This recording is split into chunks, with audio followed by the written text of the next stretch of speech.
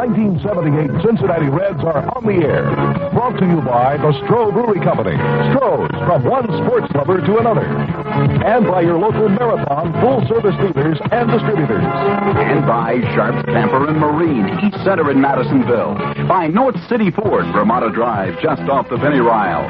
By Big Star Supermarkets, the star of savings.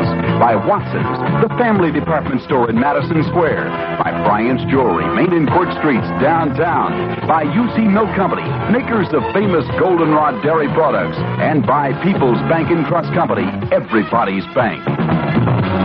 Now, for all the play-by-play action of Cincinnati Reds baseball, we go to Marty Brenneman and Joe Nuxall. Good evening, everybody. From Atlanta Stadium, we bid you welcome to Reds baseball. Tonight, the Reds and the Braves hook up in the middle game of the three-game series. Cincinnati, of course, will be seeking to extend its winning streak to 5 games in a row. And individually speaking, Pete Rose will be seeking to extend his hitting streak to 45 games in a row. On the mound tonight, 2 left-handers, a veteran for Cincinnati, Freddie Norman, after his 10th victory of the season, and a 24-year-old rookie left-hander from Wichita, Kansas, undefeated in 2 decisions this season. Larry McWilliams will be pitching for Atlanta. We'll be back to take a look at the starting lineups in just a moment. If you're ready now, the starting lineups tonight. First for the Cincinnati Reds. Leading off and playing third base will be Pete Rose. Batting second in right field, Ken Griffey. Davey Concepcion will be at shortstop, and he'll bat third. Hitting fourth, the left fielder, George Foster. Batting number 5 and doing the catching, Johnny Bench. Ken Henderson will be in center field. He'll bat 6th. Hitting 7th, first baseman Dan Dreesen. Junior Kennedy will be at second base. He'll bat 8th. And hitting 9th, the Cincinnati pitcher, left-hander Fred Norman. Again for the Reds, it's Rose at third base, Griffey in right field, and Concepcion at shortstop. Foster in left field, Bench catching, Henderson in center. With Dreesen at first, Kennedy at second, and Norman pitching. For the Atlanta Braves, leading things off tonight, playing shortstop will be Jerry Royster. Hitting second in center field, Barry Bonnell. Gary Matthews will play right field. He'll bat third. Hitting fourth, Jeff Burrows in left field. Batting number 5 at third base, Bob Horner. Dale Murphy will play first base. He'll bat 6th. Batting 7th at second base, Rod Gilbreth. Hitting 8th and doing the Atlanta catching, Joe Nolan. And batting 9th and pitching, left-hander Larry McWilliams. Once more for the Braves, it's Royster at shortstop, Bonnell in center field, and Matthews in right field. Burrows in left, Horner at third base, Murphy at first. On the bottom third again, we'll have Gilbert at second, Nolan catching, and McWilliams pitching.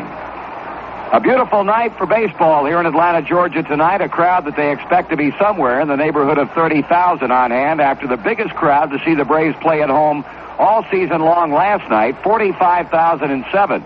And that crowd saw the Reds come up with 2 ninth-inning runs and then have to hold off the Braves in the bottom of the ninth to post their 4th consecutive victory. The final score 3-2. Tonight, Joe, Freddie Norman tries to shake his recent problems, and we face a young man we've never seen before in Larry McWilliams. Well, Marty, when you talk about Freddie, I guess there's just one pitch that you'd like to see him shake, and that's the long ball. He's been victimized with that in his last 2-3 starts, so just keep the ball in the ballpark, and Freddie will be all right. Of course, the youngster, Larry McWilliams, our first look at him, he's a very string-beanie, stipe-looking fellow, and in watching him warm up, he appears to like to sidearm a lot or drop down with a pitch, and you tell us he has a fork ball, and that seems to be a popular pitch here of late. A lot of pitchers coming up with a fork ball, using it for the changeup, but as we watched McWilliams warm up, we saw nothing overpowering from him, but it looked like he might have pretty good control, so we might get some pitches to hit tonight as McWilliams works against us. The announcers on this broadcast are employed by the Cincinnati Reds Incorporated. Larry McWilliams, 2 wins and no losses in 3 major league starts with an earned run average of .212. He was unscored on in his first 14 innings of major league pitching, but in his last outing, McWilliams not the pitcher of record as the Braves knocked off the Montreal Expos 6-4, but in that game he went 4 innings, giving up 7 hits and 4 runs. All of them earned, struck out 2 and walked 2. So 2 good outings by McWilliams, but the third time proved to be a rough one for him against Montreal, still with an undefeated record of 2 wins and no losses. And Joe, as Pete stands off to the left of the plate waiting to lead the game off, I know Pete has said many times before that he admittedly says he does not have a great deal of success in hitting against a guy whom he's never seen before. Marty, I'm quite sure that Pete's got a pretty good eye on him down in the bullpen as he warmed up, and knowing Pete, he made a few inquiries during the course of batting practice, but it's tough for any batter, at least the first time up. Usually you can get a pitcher to throw you, say, 5, 6 pitches, and most cases you're going to see 3 of the 4 pitches he works with or whatever. So the first time up, kind of a search out type thing, and then from there on you're all right. But I'll guarantee you this, the first thing that looks good to Pete,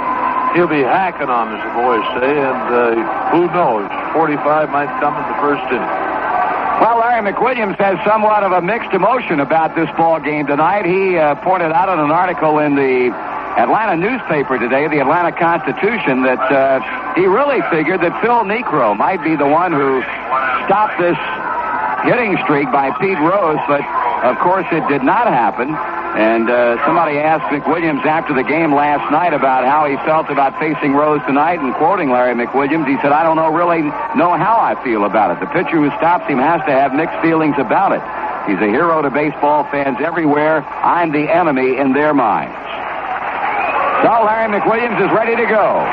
Pete Rose getting a standing ovation last night with a base hit to right field off Phil Niekro in the 6th inning.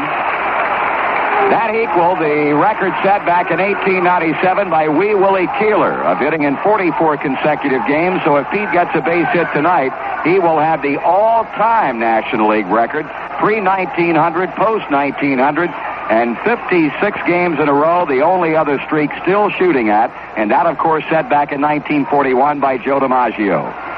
Rose, of course, batting right-handed against a lanky left-hander. McWilliams winds and delivers, and the first pitch is low for a ball, and this game is underway. Marty, an interesting article about Wee Willie Keeler in the paper today. Maybe some people have known it, but he started baseball as a left-handed shortstop. That's right. 1 ball and no strikes on Pete, batting .316. He swings and hammers it down the right field line, but that's going to be a foul ball. And a big note of disappointment. Expelled by the crowd here in Atlanta Stadium as he hit it well, but foul and right to the left of the Atlanta bullpen, deep along the right field foul line. The count even on Rose at 1 ball and 1 strike. Ken Griffey on deck. He'll be followed by Davey Concepcion. The Reds, of course, with a chance to go into first place tonight if they can win this game and the Dodgers or the Giants lose once again to Houston. Cincinnati only a half game behind San Francisco now. Joe Nolan behind the plate hangs a sign, the 1-1 pitch. Rose takes high, and the count goes to 2-1. Houston losing 4-1, or the Giants losing to Houston 4-1 on a 2-hitter thrown by Joe Niekro last night, and the Dodgers dropping a 4-3 decision to San Diego. So L.A. remains a game and a half back. The Reds a half game out. Pitch. That's taken at the knees, and it's strike 2 call.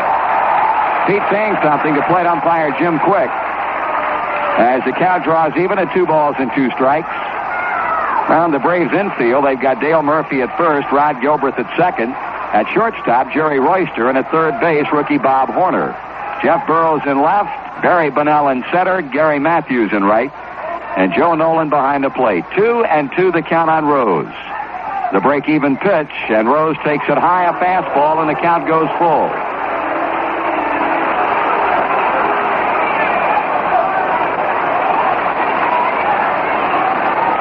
Pete, who walked in the first inning last night against Phil Niekro, will be waiting on a payoff pitch now from Larry McWilliams.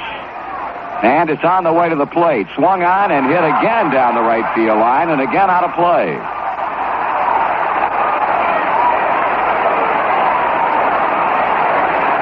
Count holding at 3-2.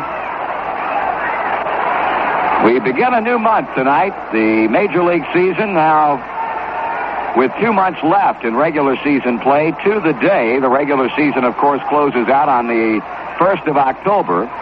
And in the month of July, the Reds enjoyed a good month, winning 18 ball games and losing 10. Rose leveling to bat. McWilliams a slow worker here, at least to Pete Rose. Here comes his payoff pitch again, and this one is fouled out of play to the right. But Rose hanging in, as he has fouled 2 pitches off now to keep the count full. Mentioned Jim Quick calling balls and strikes. Jerry Crawford at first, Doug Harvey at second, and Andy Olson, the umpire, at third.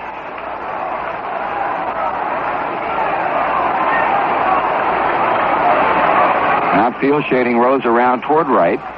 And now McWilliams backs off the pitching rubber and goes to rubbing up the baseball. 3 balls and 2 strikes. Ken Griffey watching from the on-deck circle. Here's a pitch. Rose takes it inside, and he has started the game off with a base on ball. Marty, while we got a little time here, last night's ball game in the 3rd inning, Phil Niekro hit a ground ball to Dave Concepcion at short. They, at that time, charged Concepcion with an error, but they have since changed it to a base hit for Phil Niekro. So the Reds was just 1 error in last night's or 2 errors in last night's totals. So that would change the totals on last night's game. The Braves would have 2 runs on 11 base hits, no errors, and Cincinnati would have 3 runs, 9 hits, and 2 errors.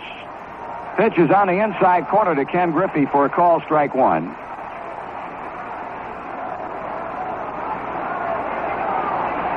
Would not have any effect at all on the runs, whether they were earned or unearned. All the runs scored last night were earned runs. Rose at first with a walk. Griffey takes a high fastball from McWilliams, and the count is even at 1 ball and 1 strike. Kenny with 2 hits last night among the 9 that the Reds came up with off Phil Niekro. He doubled, he singled, he's batting .287 with 3 homers and 28 RBIs. Bob Horner in on the grass at third. As McWilliams checks Rose at first, delivers. Griffey takes it low and outside. 2 balls and 1 strike. Time call now as Joe Nolan goes out to the mound to talk with his pitcher.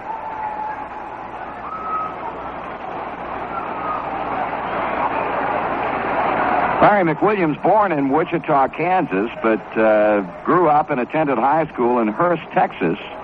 Attended Paris Junior College in Paris, Texas, and was signed after a selection in the first round back in the January 1974 free agent draft.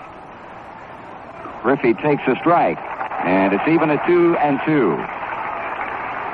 Tall, lanky kid, 6 feet 5 inches tall, weighing in at 175 pounds. Started out this season at Richmond before getting his call up just a short time ago. Last year at Savannah was 8-9 with a .336 earned run average in 25 starts.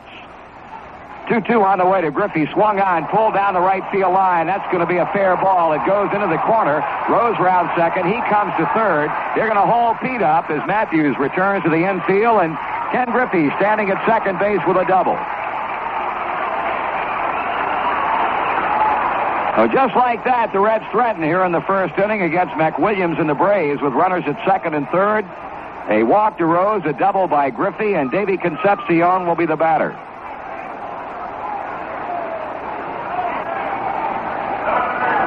Sparky Anderson, if you heard our main Spark show last night, had originally planned on sitting Ken Griffey down both tonight and tomorrow night as we face back-to-back left-handers, but after talking with Griffey last evening, Kenny said with this problem he's been having at the plate, he wants to fight his way through it and wants to stay in the lineup, and has already paid dividends as he doubles here in the first inning off McWilliams. Concepcion now.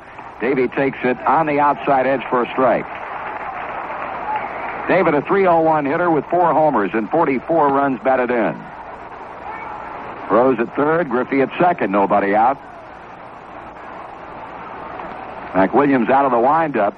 Davey swings, slow ground ball to short. Here comes Rose to the plate as Royster's throw goes to first. Davey is out. Griffey holds at second. Rose is home, and Cincinnati leads 1-0. So on the ground out to shortstop, David picks up his 45th RBI, and the batter will be George Foster. I believe that might have been McWilliams' forkball right there, because the ball was away and he had Davey way out in front on the pitch. So 1 out with a run in, and Griffey in scoring position at second. Foster batting .299. George last night was 0 for 3, grounded out twice, once into a double play, flied out, and drew an intentional walk. There's a look back at second, and the pitch to Foster. Swing and a miss.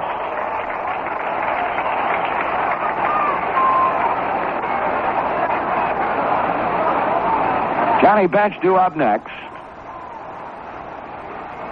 McWilliams taking a lot of time between pitches as the Reds have put 1 run on the board against him, and with 1 down, Foster hoping to get Griffey in from second base with run number 2. George swings and misses again, and McWilliams is out in front, 2 strikes. Jerry Royster coming in from shortstop now to talk with his pitcher. Probables in that Giant Houston game in the Dome tonight. That could shape up to be an outstanding pitching matchup. Bob Nepper, 11-7 for the Giants. J.R. Richard, 10-9 for Houston. And at San Diego, Randy Jones will take an 8-9 record into that game as the Padres try to win their 8th consecutive game. And for the Dodgers, it'll be 11-game winner Bert Hooton. The win by San Diego last night gave them a club record 7 consecutive victories. Low and off the plate, 1-2 the count on Foster.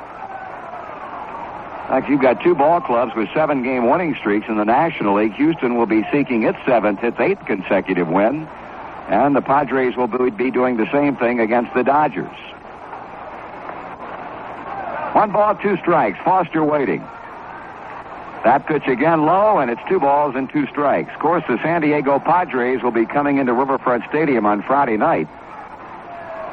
That ball club playing just about as well or better than anybody else in the National League right now. And, well, you look at the National League West standings, they're in 4th place, 9 behind San Francisco, and 2 over the 500 mark at 54 and 52. So that San Diego club under Roger Craig playing excellent ball right now. Foster fouls it straight back and out of play.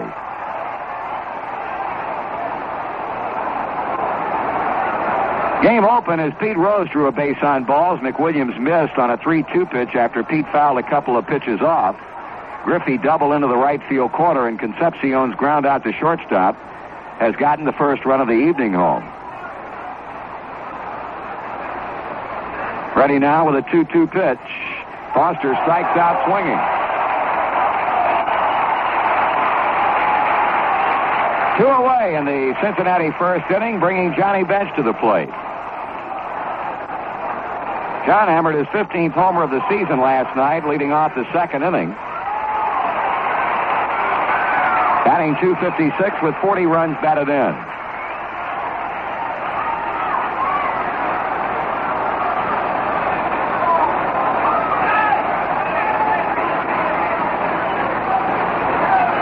McWilliams checking in with catcher Joe Nolan. Pitches to Bench, high and outside, ball 1. Win for the Reds last night against the Braves, their 5th in 7 tries. Of course, after tonight, we'll have 10 games remaining with the Braves before the regular season comes to an end. A lot of games with this club, a lot of games with San Diego. In our own division, there's ball 2, 2-0. And, of course, over in the Eastern Division, we've still got a lot of games remaining with the Pittsburgh Pirates, the Chicago Cubs, and the St. Louis Cardinals. We have to go into each of those Eastern Division cities, and they in turn have to come into Cincinnati one more time. Bench out in front, 2 balls and no strikes. Griffey leading at second with 2 out. John swings, there it goes. Long drive left field. His second home run of this series, and Cincinnati takes a 3-0 lead. Boy, I'll tell you, this guy is really swinging the bat. Line drive home run that got up into the lower deck in left field, the 16th of the year for Johnny, and the Reds have put 3 on the board here in the first inning. Marty, that ball right there for John. That's just about a little above the knees and on the inside half the plate. And that's his sweet spot, I guess you would say. And he certainly hit it on the sweet spot, too. That's into the blue seat. Is that what the boys call your wheelhouse? Yes, that's maybe a better definition, baseball-wise. That's right. Right in his wheelhouse, and he took care of it. So the Reds lead by 3, and the inning continues for Kenny Henderson. He swings and bounces it foul. Pass on deck hitter Danny Dreesen and into the Cincinnati dugout.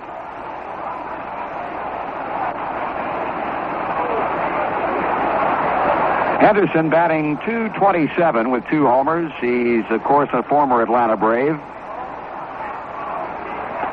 Fastball is inside. That's a ball. 1-1.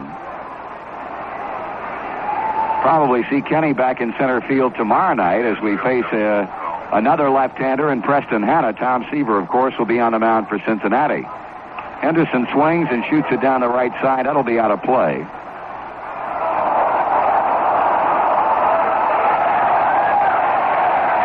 Zach Williams out in front. Ball 1, strike 2.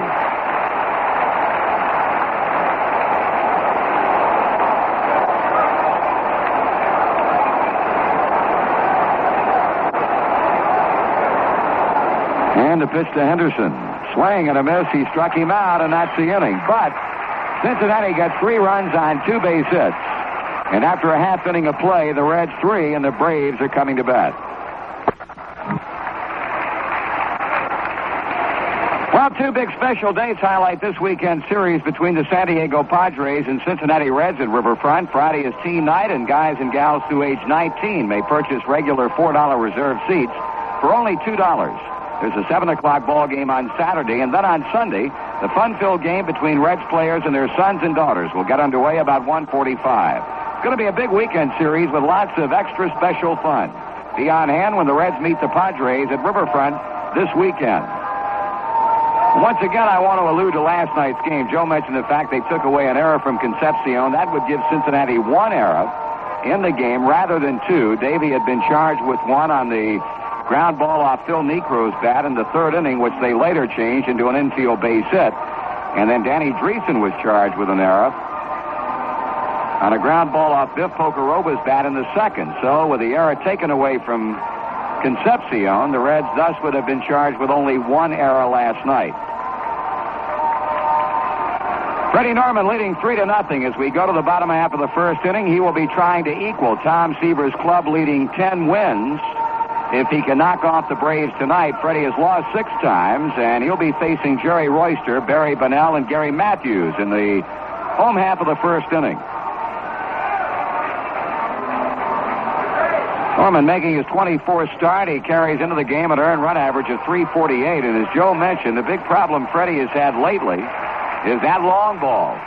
He has served up 10 home runs in his last 5 starts.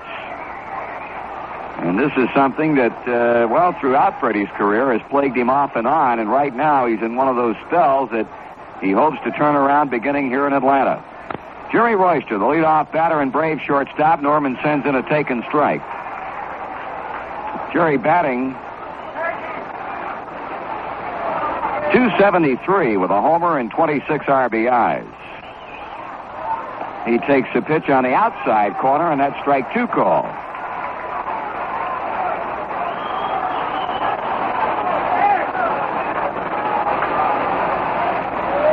Barry Bonnell on deck. Norman out in front of Royster. 2 strikes. Rose now back deep at 3rd base after playing in shallow for him at 3rd. Here's a pitch, and swung on and lined over Pete's head into left field. And down the line. Royster will get at least 2 out of it as Foster picks up the ball at the .330 marker. Jerry Royster hitting a 2-strike pitch down the left field line for an inning-opening double for the Braves. Marty, that was a screwball. It was like Fred really was going to make it break and really forced it the way he delivered the ball. And first hung it right up there, and Royster took care of it in fine fashion. That'll bring up Barry Bonnell, who of late has been platooned in center field along with Roland Office. Office plays against the right-handers, and Bonnell goes in against the lefties. Barry hitting .224, no homers, and 11 RBIs.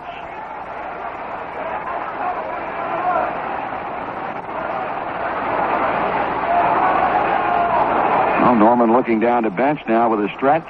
Royster with a big lead out at 2nd base, and the pitch onto the plate. Bonnell swings and fouls it back. Other games in the National League tonight. New York playing at Philadelphia. Tom Hausman against Steve Carlton. Pittsburgh at Montreal. Jim Bibby will oppose Steve Rogers. And one game this afternoon saw the Cubs defeat the Cardinals 4-2. St. Louis suffering its 4th consecutive defeat as Dennis Lamp beat Silvio Martinez. And Kenny Reitz hit a St. Louis home run. No balls and 1 strike on Barry Bunnell, a right-handed batter. He swings and fouls this one to the screen, strike 2.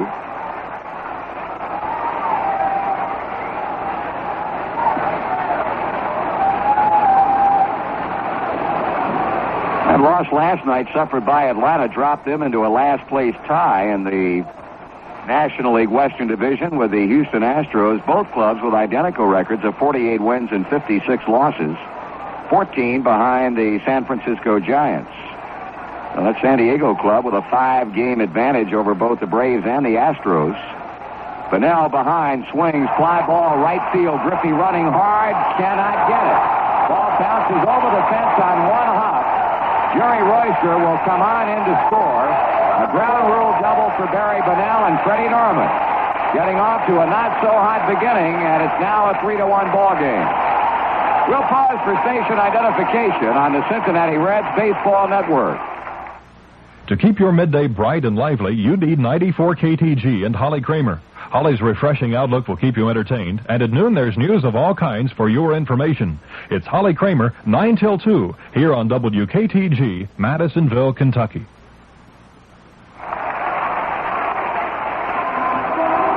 Atlanta greeting Freddie Norman here in the home half of the first inning with back-to-back doubles to produce a run. First a double to left field by Royster. Now a 2-base hit the other way by Bunnell as Barry Bunnell picks up his 12th run batted in, and the batter is Gary Matthews.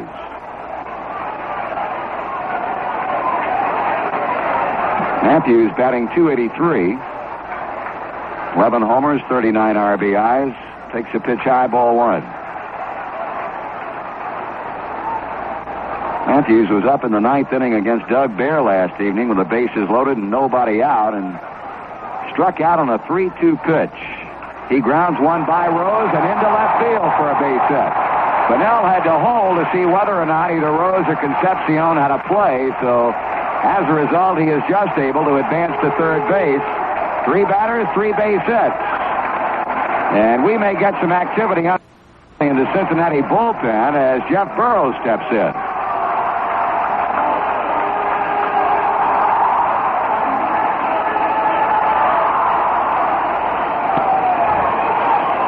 It is a mystery from year to year what happens to Fred Norman. He had won 8 games and lost 3 so fast you could hardly blink your eyes at the outset of the season, but since that time he's been able to win only 1 and lose 3 and not pitch well at all. We've got Pedro Bourbon beginning to loosen up as Larry Shepard goes out to the mound. Marty, it's hard to explain, but I think right here, the first 3 batters, particularly the first 2, after you pointed out going in front 0-2 to both Royster and Bunnell and getting pitches in the good hitting zone. Of course, the hanging screwball to Royster and then a pitch up and out over the plate to Bunnell. And Freddie, it's just hard to explain.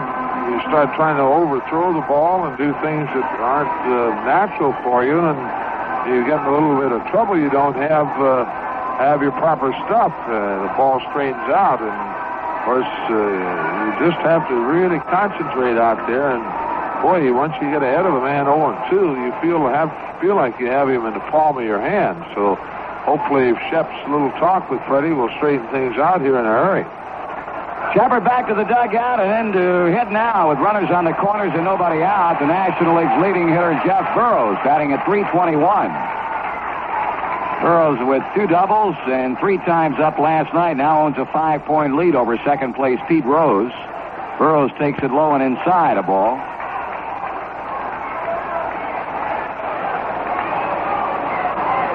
But now the lead runner, he's at third. Gary Matthews at first base. Bottom half of the first inning from Atlanta, the Reds lead the Braves 3-1. Pitch. That's strike call, 1-1. Now, Bourbon loosening up along the left field line alongside Paul Mosco, who's just getting in some throwing in preparation for his next start that'll be coming up on Friday night in that series opener at Riverfront against the San Diego Padres.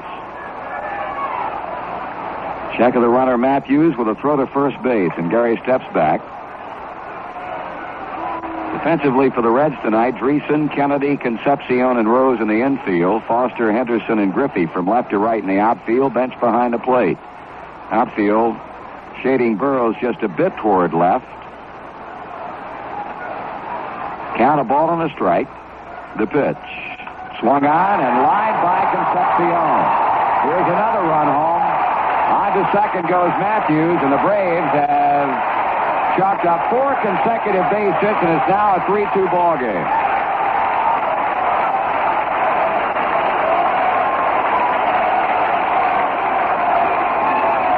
Run batted in, number 55 for Jeff Burroughs. And here comes Sparky Anderson, I believe. He's at the top step of the dugout, and he's on his way to the mound, and that's going to be all for Freddie Norman.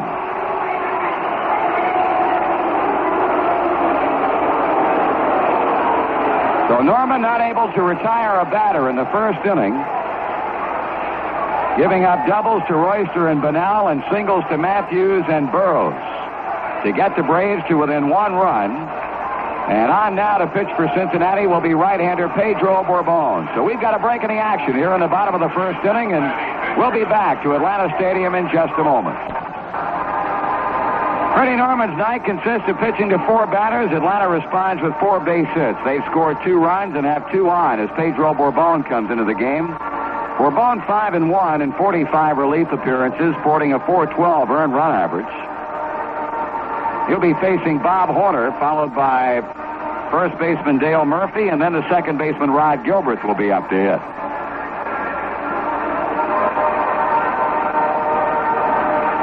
Norman Bourbon instructed that he has 2 more pitches coming before Horner will step in. Bob Horner hitless last night. He was the final out of the game with the would-be tying run at third and the winning run at second. He popped up to Dave Concepcion. Still, this young man has done quite a job. In the 43 ball games that he has appeared in since signing off the Arizona State University campus, Bob batting .272, 9 homers and 26 RBIs.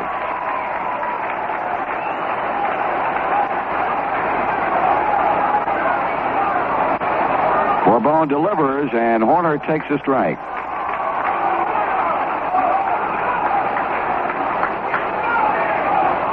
I don't think Bob particularly cared for the call by Jim Quick. He made a slow turn back toward the plate umpire and then stood out of the box and now is back in. That one is bounced foul off third base, strike 2. In the first inning in Philadelphia, the Mets lead the Phillies 1-0. Tom Hausman facing Steve Carlton. Carlton 9-10 on the year after the Reds beat him at Riverfront this past weekend. Runners off, the bags at first and second. Horner takes it outside and high, a ball.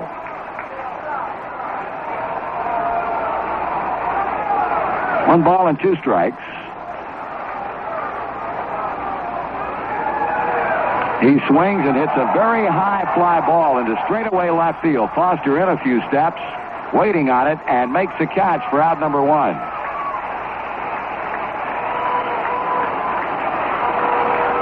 Here's first baseman Dale Murphy with 1 out. Reds baseball comes your way all season long on WHIO in Dayton, WKLS in West Liberty, Kentucky, and WCHS in Charleston, West Virginia. The Reds lead the Braves 3-2, but Atlanta continues to bat in the home first inning. Murphy batting .245, but he's hammered 16 home runs.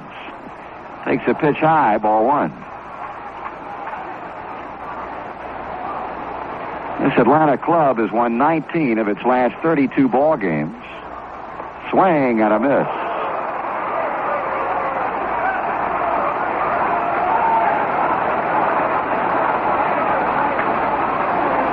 Outfield playing Murphy deep and straight away. He's driven across 55 runs this season.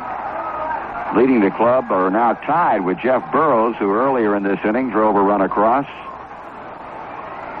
Each of the Braves players, Burroughs and Murphy, have knocked in 55 runs apiece. Bourbon ready with a 1-1 pitch. That's low and off the plate. Matthews bluffing a steal attempt down toward third base, causing Johnny Bench to come out of the crouch very quickly and bluff a throw down to second. One out, 2 men in, and 2 men on base. Murphy fouls it to the screen, and it's 2 balls and 2 strikes. In the American League, we've got some games underway. Boston 1, Chicago 0 in the first inning. Mike Proley against Louis Tiant. Tigers trail Toronto 1-0 after 1. Jim Slayton against Jim Clancy. Kansas City and Cleveland, no score at the end of 1. Swing and a miss. Bourbon struck him out. So Pedro has come out of the bullpen to get Horner on a fly ball to left and a strikeout swinging of Dale Murphy. He'll go to work on second baseman Rod Gilbert.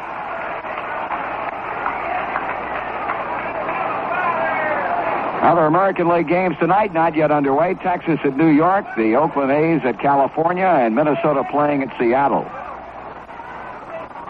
Gilbert checking his swing, ball 1.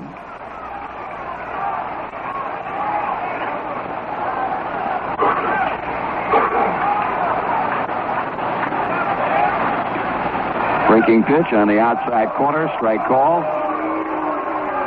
Matthews at second base, Jeff Burrows at first. Bourbon pauses and pitches. Gilbert swings and pops it off first base and out of play.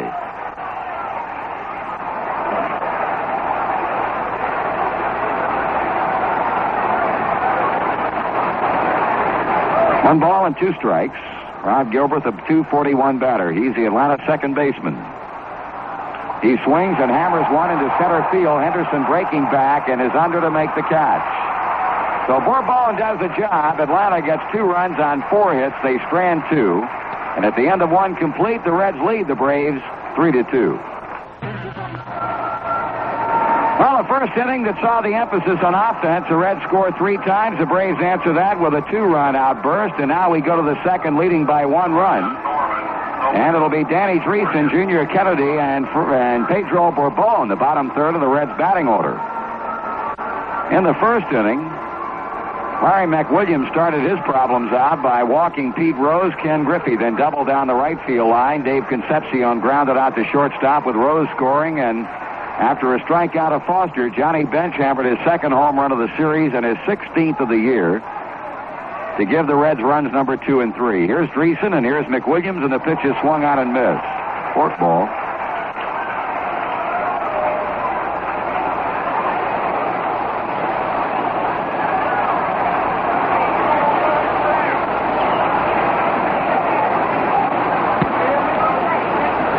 Dreesen holding up. It's a ball and a strike as the fastball misses low. Danny batting .283. 13 homers and 58 runs batted in. 1 ball, 1 strike.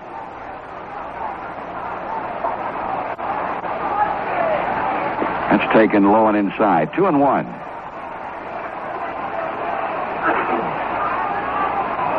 Had a hand count a moment ago from the PA announcer here in Atlanta Stadium of Braves fans and Reds fans and folks who had come in from out of town, and it's amazing the number of people who have come from out of Atlanta to see this series, and also the number of Cincinnati fans who are on hand.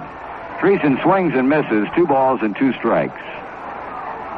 Of course, this is a city that always seems to bring a lot of Reds fans in when Cincinnati comes to town. Ground ball to first, kicked around by Murphy, recovers in time, and underhands to the pitcher covering for the out. One away, batter will be second baseman Junior Kennedy. Kennedy figures to get quite a bit of playing time. But with Joe Morgan back out of the lineup, but of course Joe went in as a 9th inning pinch hitter last night and promptly singled off Phil Niekro to drive in what proved to be the winning run of the night. Kennedy had a base hit in that pivotal 9th. He's batting .216 with 4 RBIs.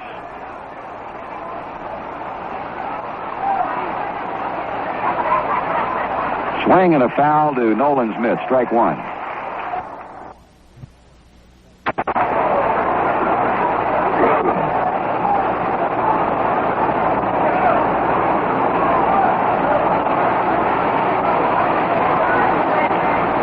Taken high, count evens, 1 ball and 1 strike.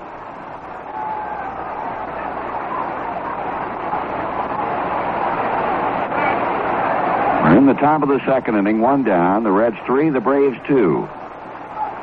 Cincinnati trying to run its winning streak to 5 in a row. Swung on and a high fly ball hit into shallow left. Going back, Royster. Coming in, Burroughs. Jeff calls, and he puts it away.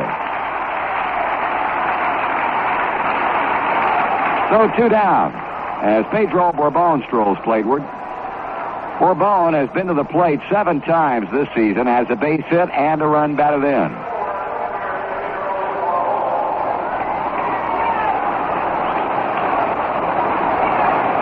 This is the earliest that Pedro has come into a game this season. Although he relieved Freddie Norman in the 4th inning last Friday night in the first game of the Twin Bill against the Phillies, as he takes the first pitch high for a ball, worked 5 1/3 innings in that outing, giving up 9 hits and 5 runs. The Phils won that game 12-2, and since then the Reds have won 4 straight. Bourbon waiting on the 1-0 pitch. Swings and hits one into shallow right field. Matthews coming in. Look out. Gilbert throwing back. The ball dropped. It ticks by as Gilbert runs back to retrieve it and get it back to the infield. Bourbon dropping one into right field as Gilbert and Matthews both went after the ball and both pulled up at the last second to avoid a collision, and the ball fell free. So that means Pete Rose will be coming up for the second time in as many innings after drawing a walk to begin the game. Pete is up now with Bourbon at first and 2 out.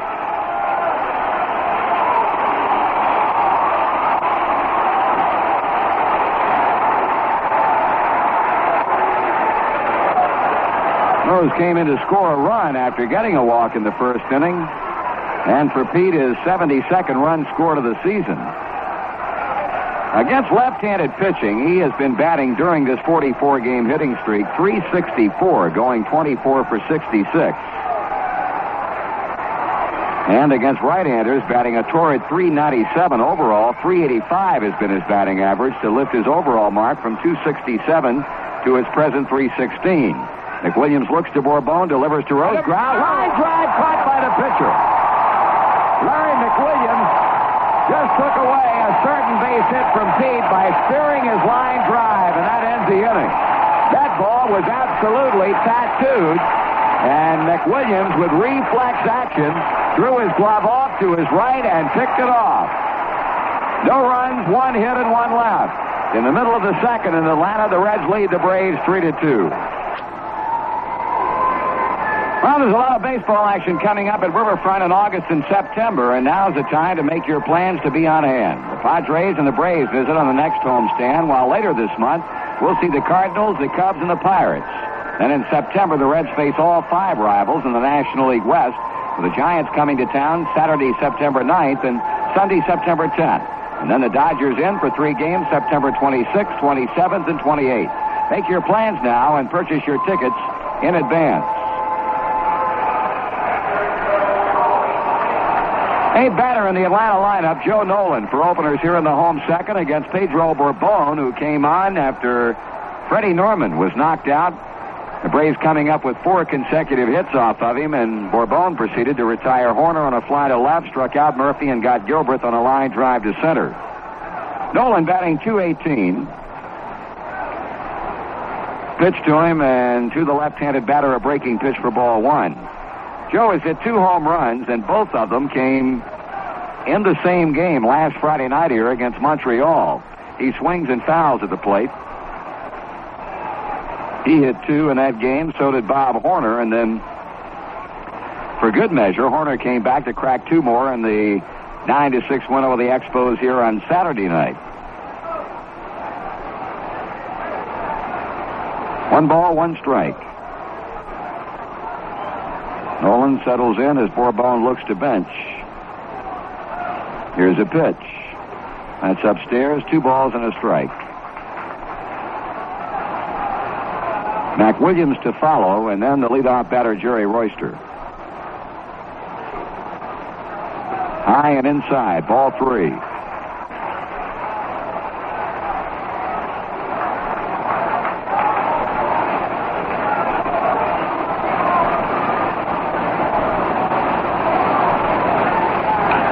one. Bouncing ball wide of first. There's Kennedy. The throw to Bourbon, and Pedro just got to the bag before Nolan did. 1 out. 4-1. Score at 4-1, and that'll bring up the pitcher, McWilliams. Larry, in the brief time he's been up with the big club, has been to the plate 5 times and has had 1 hit.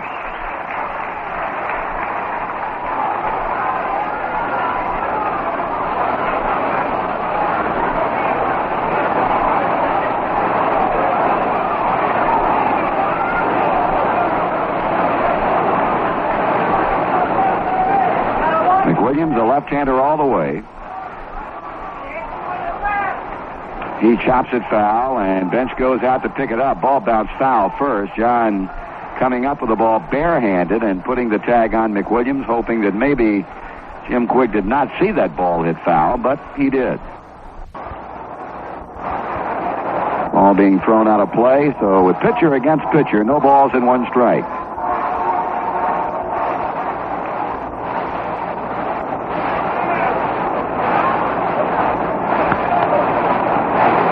Here's the 0-1. Swung on and a high 2-hopper hit to second. That ball almost bounced over Kennedy's head, and on the throw to Dreesen, McWilliams is out number 2. Joe, in terms of grass infields, is there a harder one in the National League? I think, really, Marty, this is the worst infield in the league, without a doubt. Dodger Stadium's tough. Chicago's a good infield for natural turf, but this one, I believe, is probably the worst in the league. Well, Dave Concepcion had all sorts of problems out there last night. As Sparky pointed out, on those high choppers, if you don't get them coming down on the first bounce, you can be in real trouble. There's Jerry Royster for a ball. Saw 2 or 3 balls really take exceedingly high hops. The second bounce is the one that just came off the bat of Larry McWilliams and out to Junior Kennedy was. Ball 2, 2-0. Royster doubled to left field in the first inning and scored the first of the 2 Atlanta runs. 2 out, bases empty. Bourbon is retired 5 in a row. Delivers a strike, 2-1.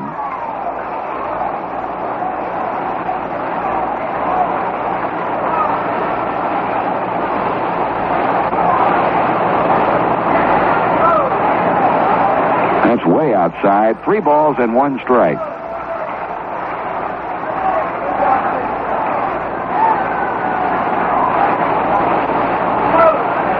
Should have a very well-rested bullpen now with the kind of quality starting pitching we have gotten the last 3 days from the Young trio. There's strike 2 call. Full count on Royster. Moscow, Hume, and of course last night Mike Lacasse working 8 strong innings to win his second game. Doug Bear pitching the 9th to gain his 20th save. Royster swings and misses, and that's a strikeout for Bourbon, his second. And the Braves are out in order. 3 up and 3 down after 2 complete. Cincinnati 3 and Atlanta 2. We've got a 1-run game working at the end of 2. Reds 3, Braves 2. And here in the 3rd inning to lead it off for Cincinnati will be right fielder Ken Griffey. And here to call the play-by-play for you, Joe Nuxall. All right, Marty. Kenny owns one of the 3 hits the Reds have had off the youngster Larry McWilliams, and had a double in the first inning. And scored on Bench's home run, John's 16th of the year. The Reds scoring 3 times in the first. On a couple of base hits and a walk. The other hit coming in the second inning when Pedro Bourbon dropped one into right field. And Gilbreth and Matthews had little problems deciding who would take it. Griffey, Concepcion, Foster here in the 3rd inning for the Reds. They lead it 3-2. McWilliams has struck out 2 and has walked 1. He winds in the first pitch to Griffey. Ken takes a strike call. The Reds hoping to make it 5 straight and 2 straight over the Braves here tonight. Freddie Norman, a tough outing. He didn't retire anyone in the first inning. 4 straight hits, 2 doubles, 2 singles. Griffey takes strike 2 as he looks as if he wants to bunt. And quickly McWilliams at front, 0-2 to Ken Griffey.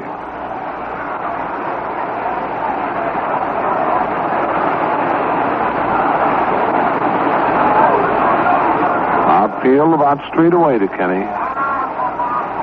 Williams, a very slow worker. The 0-2. Swung on. That's popped foul off to the left. That'll drop into the seats behind the Reds dugout. On holds, no balls, 2 strikes to Ken Griffey.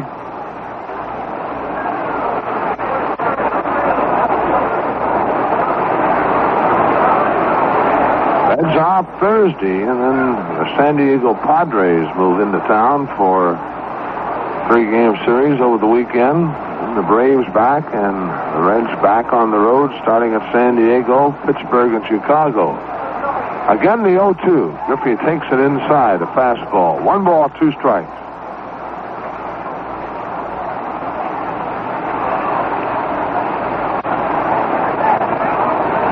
Williams. Pretty tidy pitching rubber out there. You don't have any trouble at all seeing it. He cleans it off after each pitch. Here's the 1-2. Griffey swings and bounces it to Murphy at first. He underhands to McWilliams and 1 away, and we'll pause for station identification. This is the Cincinnati Reds Baseball Network. For sports of all kinds, you need 94 KTG. High school and University of Kentucky football and basketball, Cincinnati Reds and high school baseball, the Indianapolis 500 and the Southern 500 are here on WKTG, Madisonville, Kentucky. Dave Concepcion at the plate with 1 out. Dave an RBI in the first inning. He grounded to short with Pete Rose scoring on the ground out. Dave, his 45th RBI of the year. Foster on deck. McWilliam winds and delivers, and Davey bluffs a bunt, and it cost him a strike on the outside corner.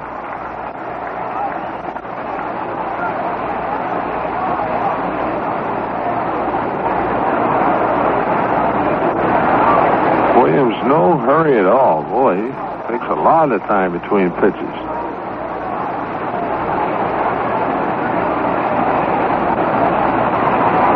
Now the 0-1. High with a fastball. 1 ball, 1 strike. Williams throws a lot with his arm. Flicks it up there. Might be a bit sneaky. You got used to him. 1-1 to count. 1 out. Base is empty. Very slow wind-up McWilliams, and the 1-1. That's just inside. 2 balls to strike.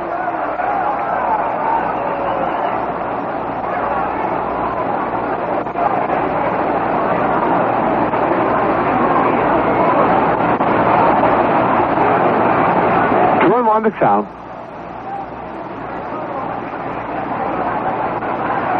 Now the 2-1. Dave takes it low. 3 balls to strike. George Foster waiting on deck.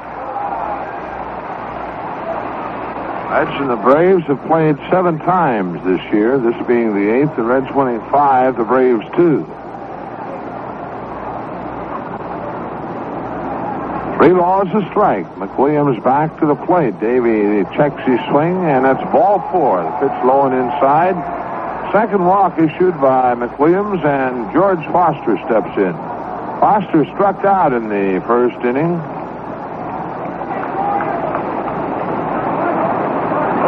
George hitting .299, 25 home runs, 81 RBIs.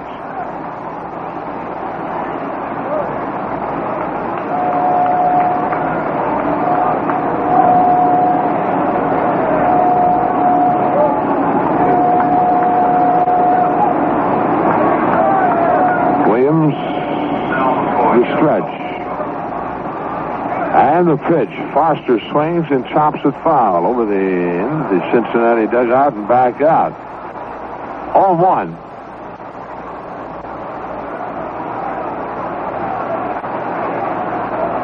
Ted Turner paid a visit to the Reds locker room this afternoon. I really went to Pete Rose and shook his hand. Said thank you. Throw over to first, Concepcion back. Where Marty mentioned, you mentioned the Montreal Expos little note on the chalkboard down in the Reds clubhouse from Tony Perez. Dick Williams, Sam Mejia. Swing and a miss by Foster, 0-2. Wishing Pete good luck on his hitting streak continuing. No loss, 2 strikes to George Foster. Dave Concepcion at first base. Dave reaching there on a walk.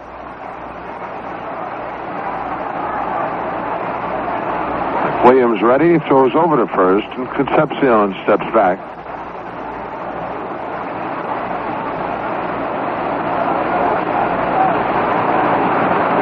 I'll tell you one thing, Williams isn't in any hurry to do anything. They got Davey picked off.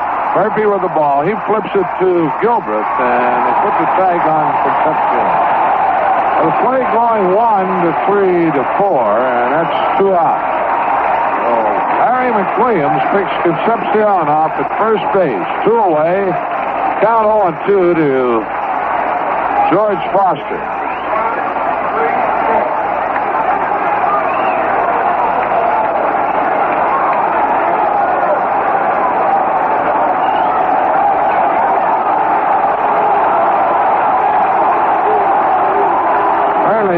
Plaza questioning McWilliams' move down at first base with first base umpire Jerry Crawford.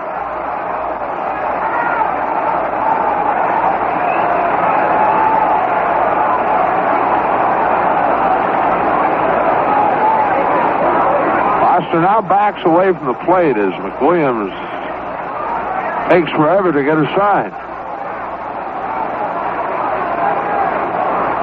All right, the 0-2. That's high, and the count goes a ball, 2 strikes.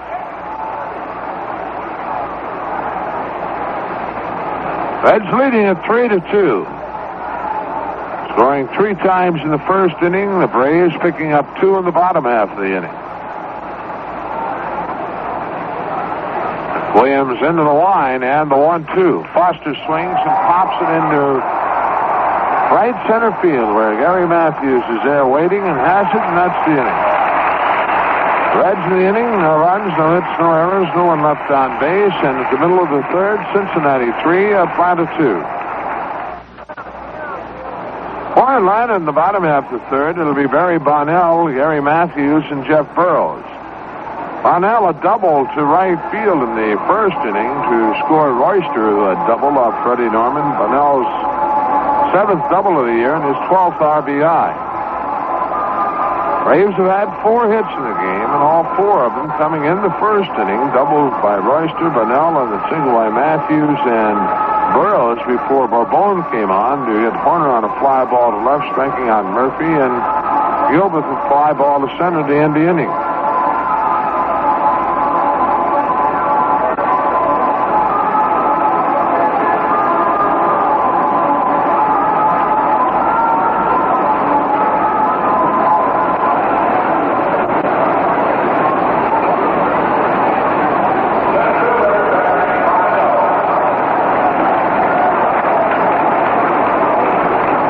Pedro Bourbon in his 3rd inning of work. Pedro has a record of 5 wins and 1 loss and a .412 earned run average. He delivers to Bonnell. It's swung on and bounced over the jumping Rose into left field. Foster over. Bonnell makes the wide turn, and he'll hold it first with a bat hop base hit over the head of Rose. And that shows you how hard this infield is.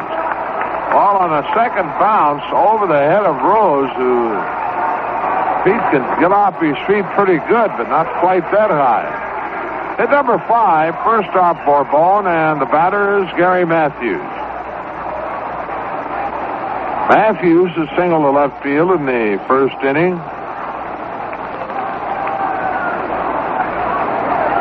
Jeff Burroughs on deck. Bourbon delivers a fly ball.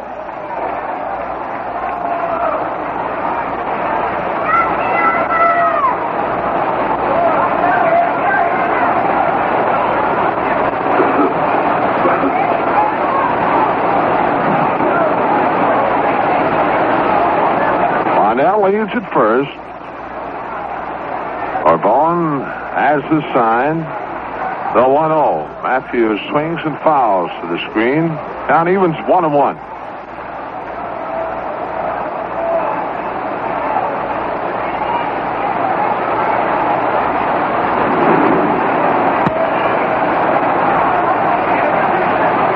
One ball, one strike. The pitch. Swung on. That's popped up. Might be playable. Bench off of the mask looking for it. Now he has it. And just behind the plate, John rings back and makes the one-handed catch. John apparently having a little trouble finding it in the highest guy, but finally picks it off. So one away, and Jeff Burroughs the batter. Burroughs singled to left field to drive in a run in the first inning, his 55th RBI of the year. That base hit, Burroughs' batting average now at .323.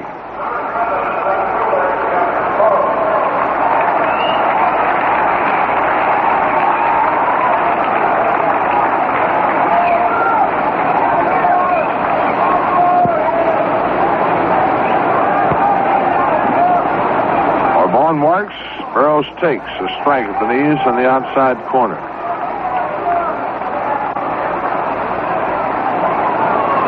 Bonnell at first base, one away. The pitch inside. Count evens 1-1.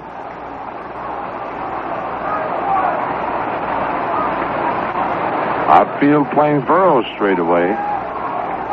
Rose deep at third. The stretch and the pitch. Swung on. That's chopped foul up third baseline. Count goes 1-2 to Burroughs.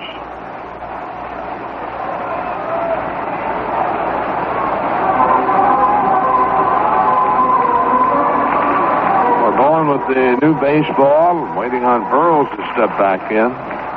Pedro onto the pitching rubber and looks in the bench. John hangs the sign.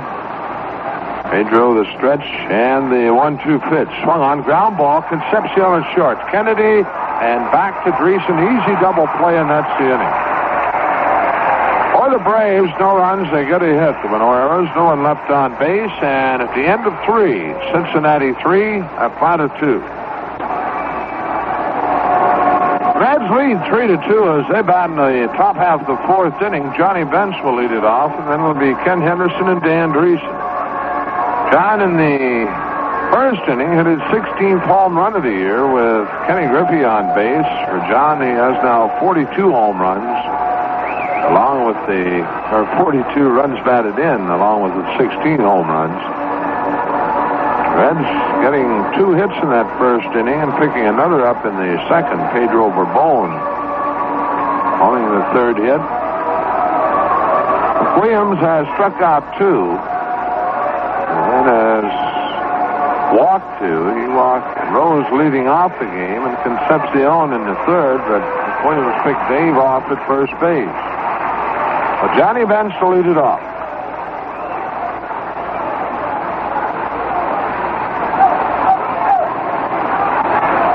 In the American League, Boston leading Chicago 1-0 third inning. Detroit leading Toronto 3-2 fourth inning. Kansas City leading Cleveland 1-0 third. Williams delivers and Bench swings and hits one well into center field, but is Bonnell going to have room? He jumps in. No, sir. Or did he catch it? He did catch it. That's reaching up over the fence, standing right at the fence, and Bonnell reaches up and makes the catch. It's hard to follow a ball out there. A lot of printing on the message board, and couldn't really tell until Bonnell turned the ball to the infield. So a long fly ball off the bat of Johnny Bench for out number 1.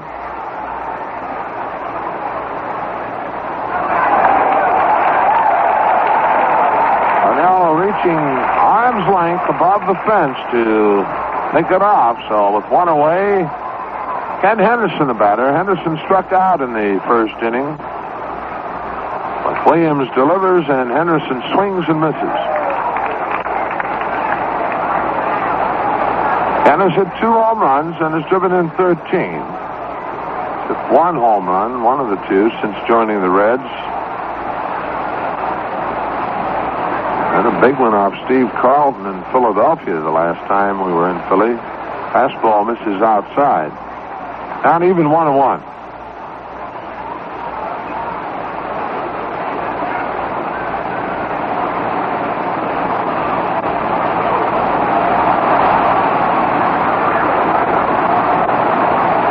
Williams delivers. Henderson takes strike 2 called at knees. 1-2.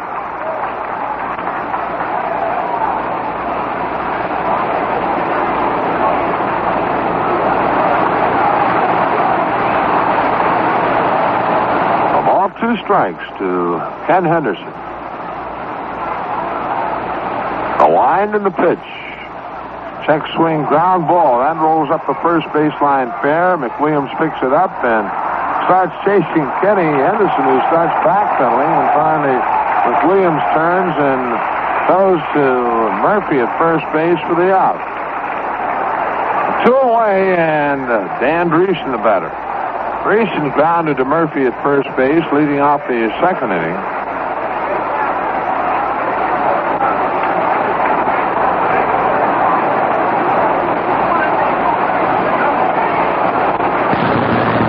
Danny hitting .283, 13 home runs, 58 RBIs. A wind to pitch. Swung on, that's chopped foul off the first baseline. Ron Plaza will scoop it up, check it out, and give it to the Atlanta ball boy. 0-1 to count.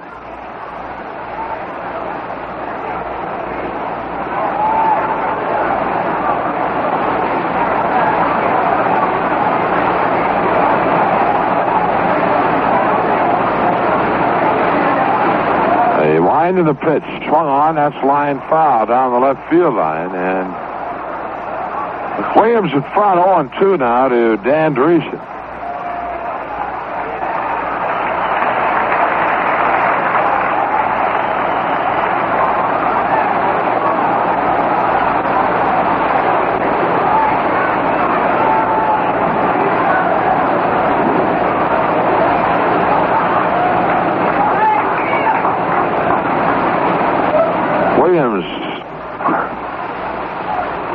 Delivers, and Dreesen takes it inside. 1-2. Old Larry, he's not in any hurry at all. Says, I got the ball, and you wait till I throw it.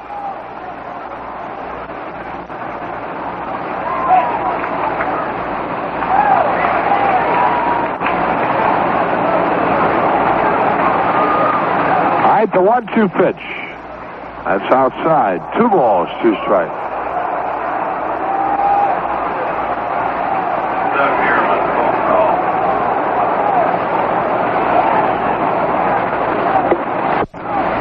To the count for Dreesen, 2 out.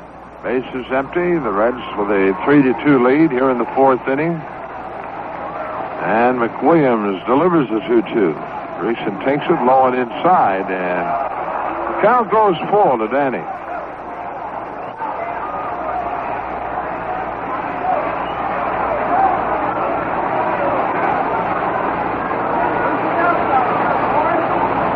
Williams has walked 2. Payoff on the way. Dreesen swings and fouls.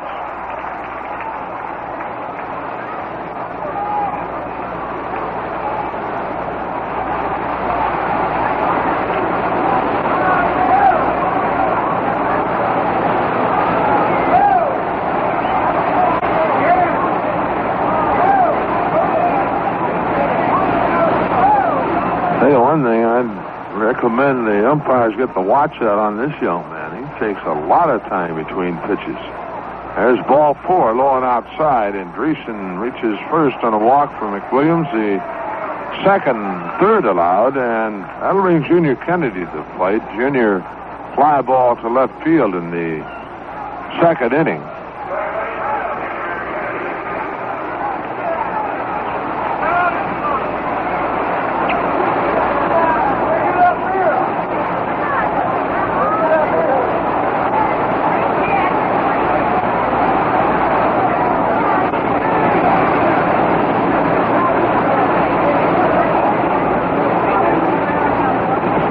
To the belt. and delivers. Kennedy looks at a strike. Fastball at the knees.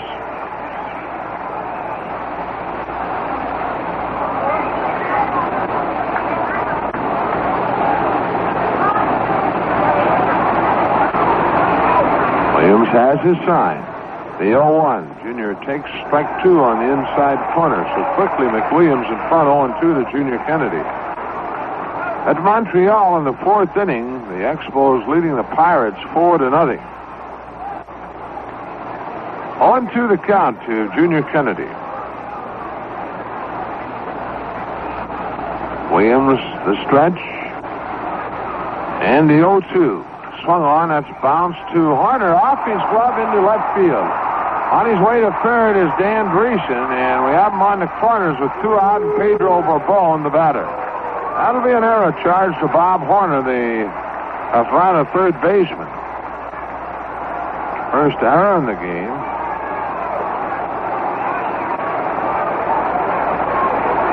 Pedro Bourbon, the batter. Pedro up for the second time. He had a base hit in the second inning, a ball that he hit into right field, and Matthews and Gilbreth had problems as to who would take it.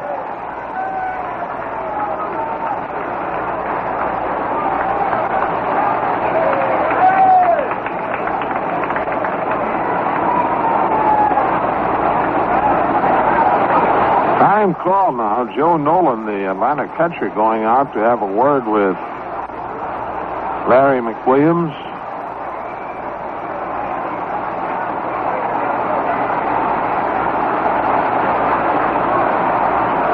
Hunter now breaks away and trots back to the plate. Reds leading 3-2 with Kennedy at first base, Dreesen at third base, and 2 out. Williams looking to Nolan, has the sign, the stretch, and the pitch. Bourbon swings and fouls to the screen, 0-1.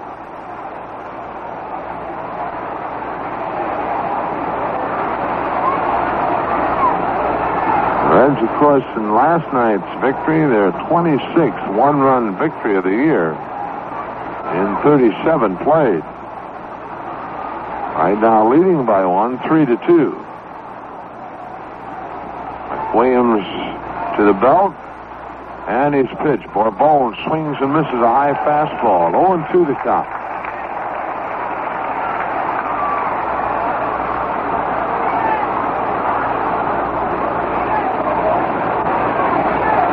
Pedro's on deck with 2 out. Now Pedro backs away from the plate.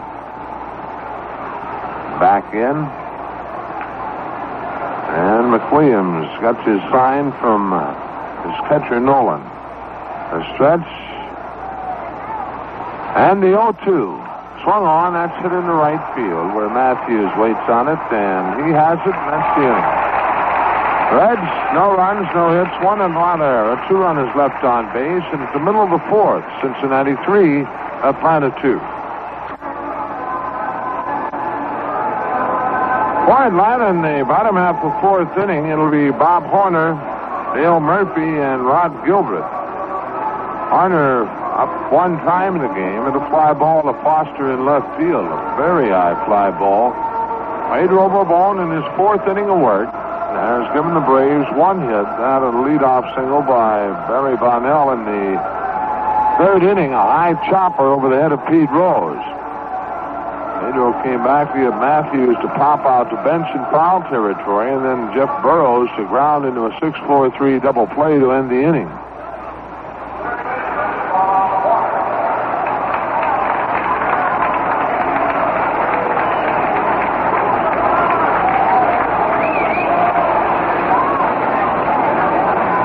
Ready to work to Horner. He winds and delivers, and Horner swings and grounds it fair along the left field line. Horner makes a turn at first. He's on his way to third, and that'll be a double for Bob Horner, his 10th of the year.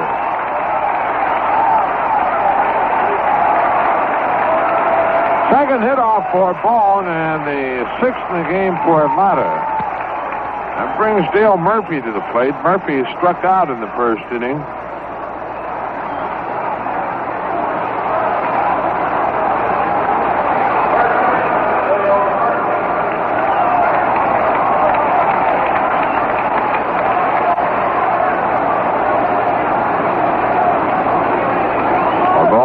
stretch and the pitch. Murphy looks at a breaking pitch low and outside. Ball one.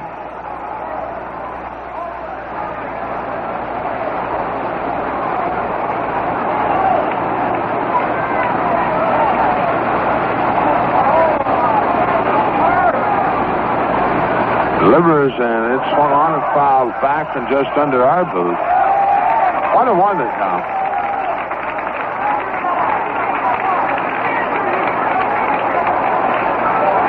A strike to count to Dale Murphy with Bob Horner at second base, nobody out. Ball ready and delivers. Inside. 2-1. Rod Gilbert on deck, and then it'll be Joe Nolan.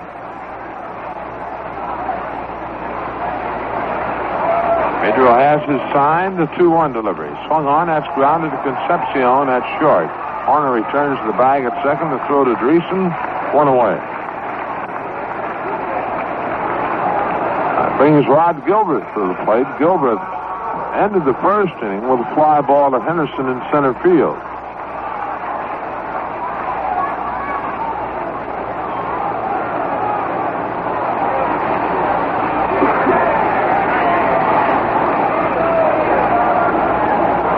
Bench hangs the sign for Bourbon. And the stretch. Pitch swung on, grounded up the middle in the center field, a base hit. Horner will be waved in. He'll score easily, and we had a tie ball game.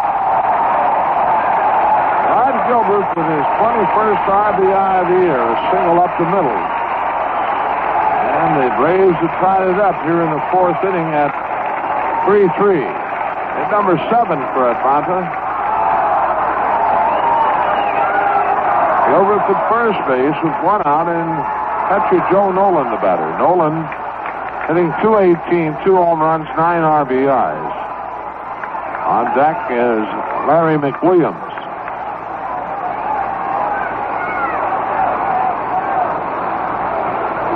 Ball ready and delivers. Nolan swings, and the runner going to throw down is in time. Well, they picked Gilbert off on the hit and run. Nolan swinging and missing. And the play going 2-6. Bench to Concepcion for the out. 2 away and 0-1 the count to Joe Nolan. And Rod Gilbert apparently not happy with a call by Doug Harvey, the second base umpire.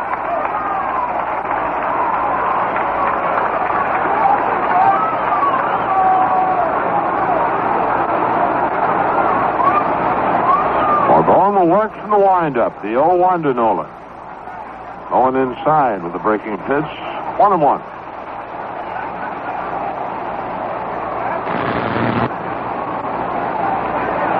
Or ball in the 1-1. Fastball is high. 2 balls to strike.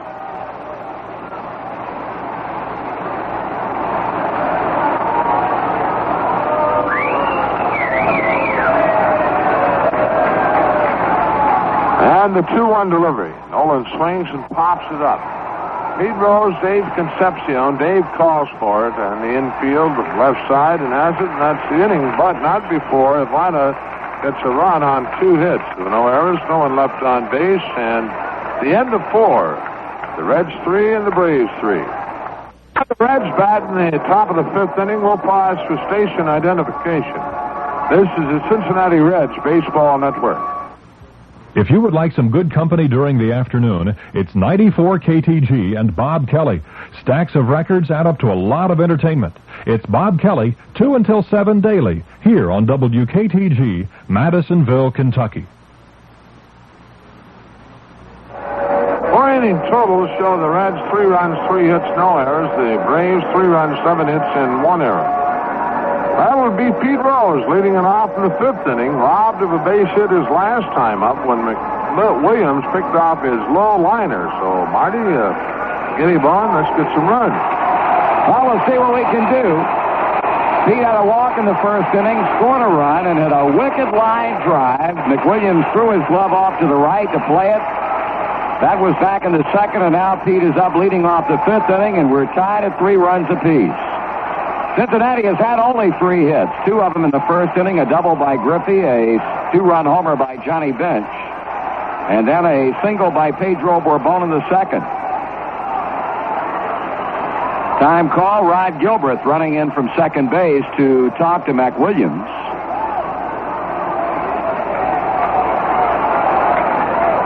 That meeting's still going on out on the mound. And now it breaks off. Oh, the Reds being almost lulled to sleep by this young man tonight. He is such a slow worker. He works now to Pete, and Rose bluffs a bunt, drawing Horner in. It's ball one.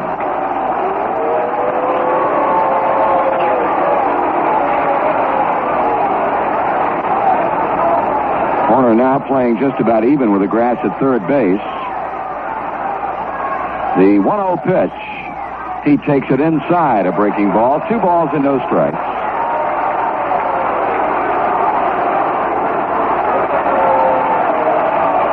Pete's had 6 bunt hits, 4 of which were his only hit in the game during this 44-game batting streak.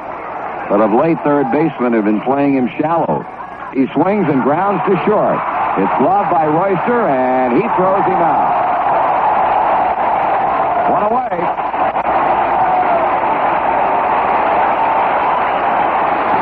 So Pete is 0 for 2 tonight as he leads off the 5th inning with a 2-hopper to shortstop. Ken Griffey, who owns one of the 3 Cincinnati hits, a double down the right field line, and a run scored in the first inning, steps in. This reminder, the next Senior Citizens Day at Riverfront Stadium is Wednesday, August 9th, when the Reds meet the Braves at the special early starting time of 5 o'clock. Persons 65 or over may purchase $4 reserve seats for only $2. Griffey looks at a strike.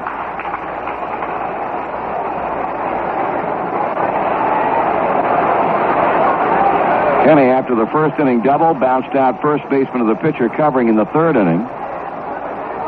That is strike 2 call. I'll tell you. Larry McWilliams, after weathering a first inning storm that saw the Reds put 3 on the board against him, has settled down and pitching some fine baseball right now. Out in front on Griffey, 2 strikes.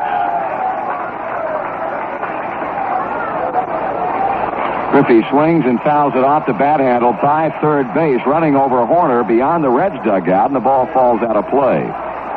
Giants and the Astros are underway, 0-0 at the end of 1.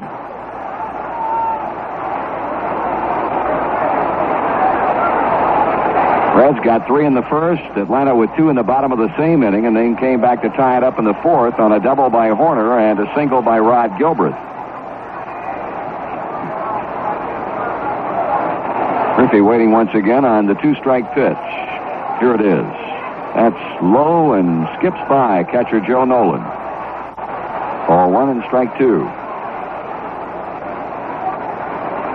In the American League tonight, at the end of 4 innings of play in Boston, the White Sox lead the Red Sox 3-2. Detroit owns a 3-2 lead over Toronto with the Tigers batting in the top of the 5th. Kansas City 1-0 over Cleveland. Rich Gale after his 13th victory against David Clyde. 2 balls and 2 strikes on Griffey. The Yankees have just come up with 4 runs in the 2nd off of left-hander John Matlack, and at the end of 2, Catfish Hunter and the Yankees leading the Rangers 4-0. New York trying to win its 4th in a row. Texas has dropped 4 straight and 9 out of its last 12.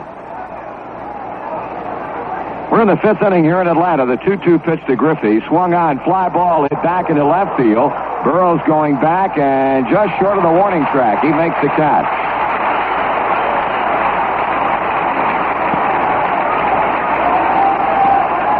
So 2 away, and Dave Concepcion will step in. David grounded out, picking up an RBI his first trip to the plate, and then walked in the 3rd and was caught stealing.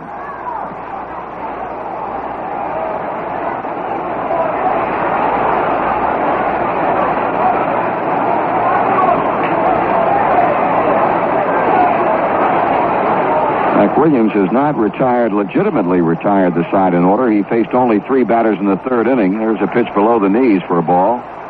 Grounded Griffey out, walked Concepcion, then Davey was caught stealing, and Foster flied out to right field.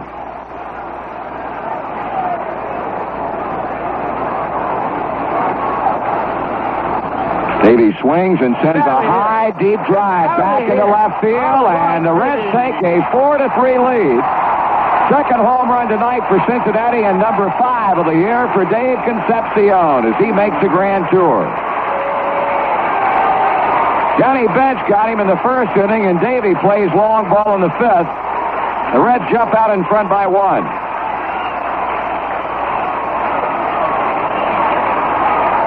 So McWilliams has served up 4 home runs in his brief Major League career, having allowed 2 before tonight's start.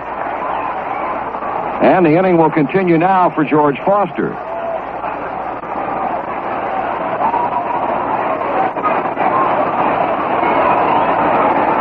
George is 0 for 2 tonight and 0 for the series. He went hitless and 3 times up officially last night. Batting now at .297. He swings and fouls it out of here.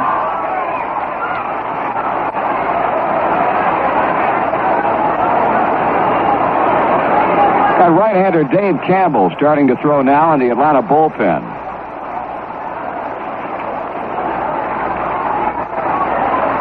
Foster takes it up and away. 1 ball and 1 strike.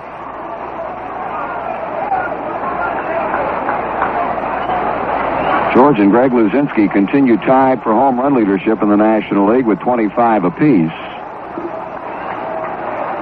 Foster bounces to third, glove by Horner, and the throw on to first in plenty of time. That's the inning, but as far as Larry McWilliams is concerned, that final out came a little bit too late. 1 run, 1 hit, number 5 of the year for Concepcion, and at the end of 4.5 innings of play, the Reds lead the Braves 4-3.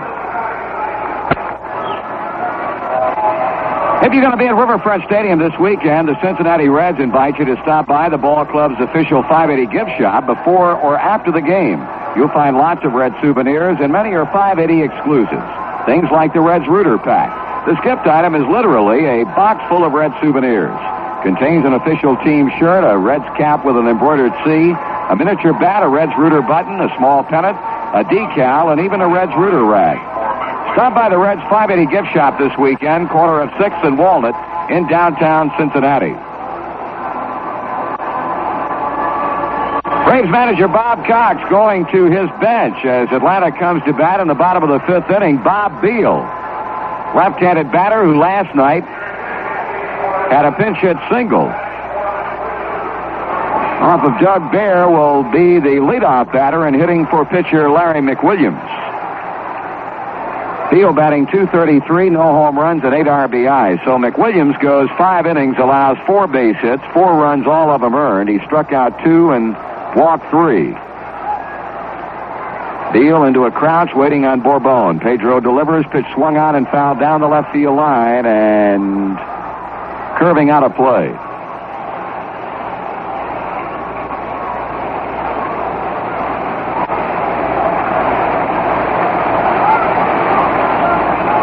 Bourbon stands to pick up his 6th victory of the season tonight. Pitches a breaking ball high to Beal, 1-1.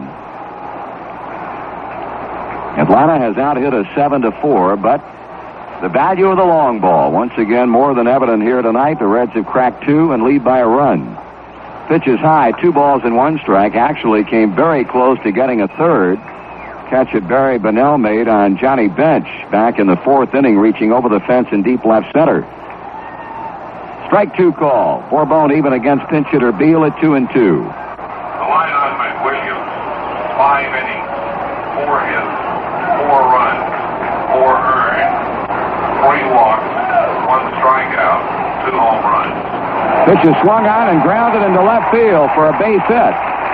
Well, Bob Beal doing a good job in this series. Twice called on as a pinch hitter. Both times he has responded. As he goes the other way, a grounder into the hole and on out to left field for Atlanta hit number 8.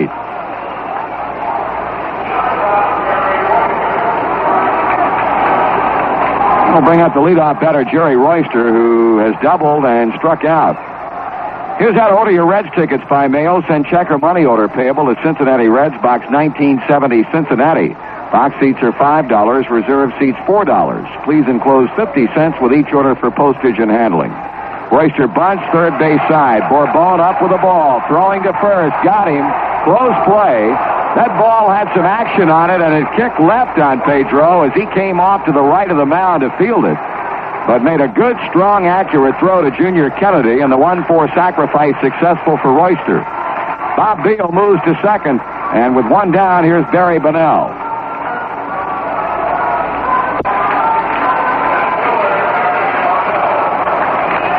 Bonnell 2 for 2, a double and a single. He's knocked in a run and scored one. The Braves have the tying run at second base with one down as Pedro misses with a curve low.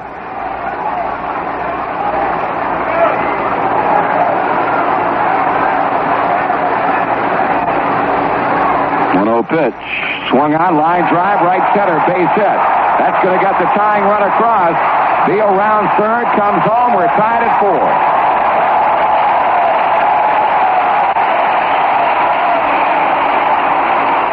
So the young man from Milford, Ohio, I'll tell you, having a night tonight.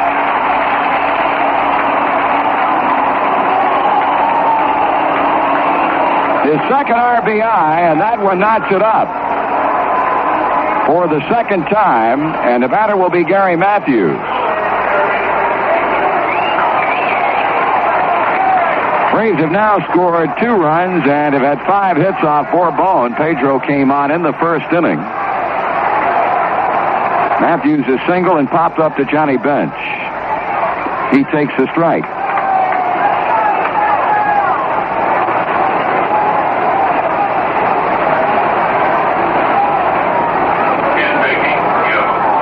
On and a high pop-up off the first base foul line. Bench is over, and the ball will be out of play.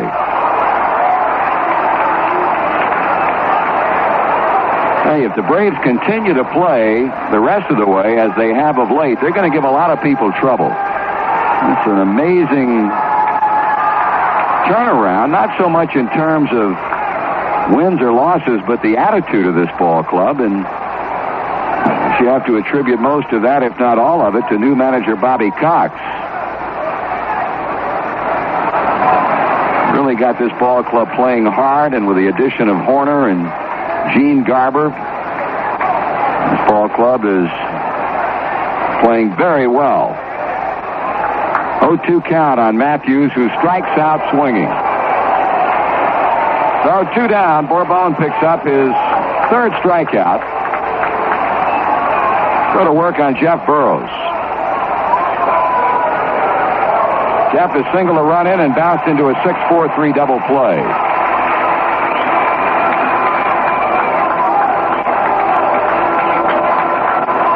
You're seeing a new pitcher on the mound for the Braves in the 6th inning, Chopper Campbell. Will be on to pitch in relief of Larry McWilliams. Well, Manny Sarmiento has started to throw in the Cincinnati bullpen. Burroughs looks at a strike at the knees, a fastball.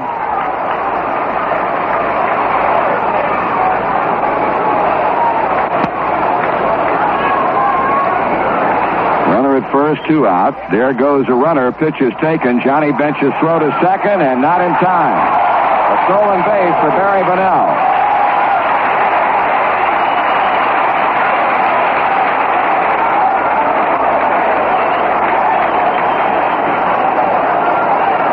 Steal of the year for Bonnell in 14 attempts.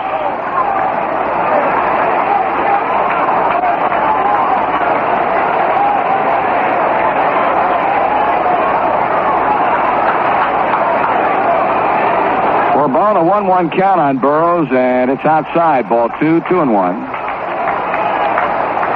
Cincinnati broke a 3-3 tie on a top of the 5th inning, home run by Davey Concepcion. The Braves have tied it up again here in the bottom of the 5th on a pinch single by Beal, and a sacrifice and a single by Barry Bonnell, who now is out at second base with 2 down, as Burroughs fouls it to the screen. 2-2.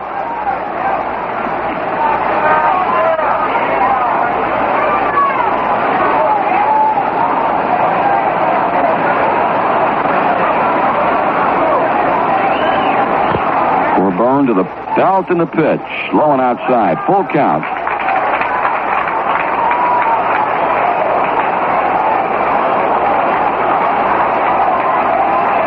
Well, with Bob Horner watching the action from the on-deck circle.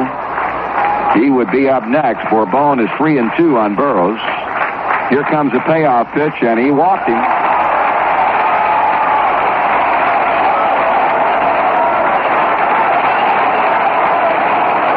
Oh, young Bob Horner, who flied to left in the first and led off the fourth inning with a double down the left field line, came in to score the tying run is in.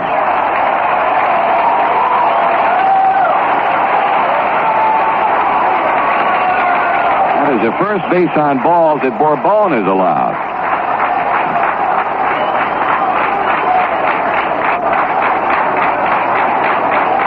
Bourbon on a 2-out jam with Bunnell at second, Burroughs at first. Horner checks his swing. That cost him a strike.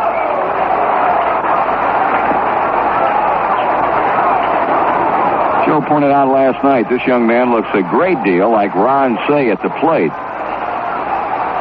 Outside, got that short, compact swing, almost a straight-up stance, and really crowds the plate.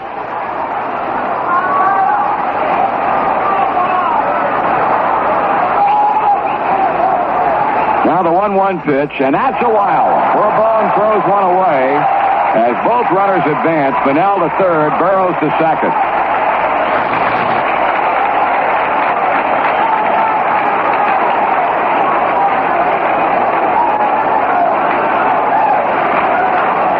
Well, Pedro's going to really have to bow his back now. 2-1 to count on Bob Horner. The Reds and the Braves tied at 4 runs apiece in the 5th inning.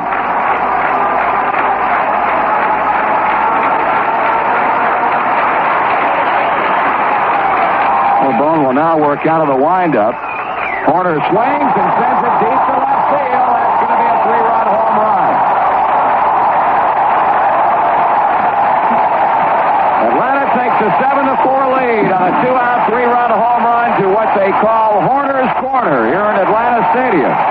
His 10th of the year, and the Braves lead by 3.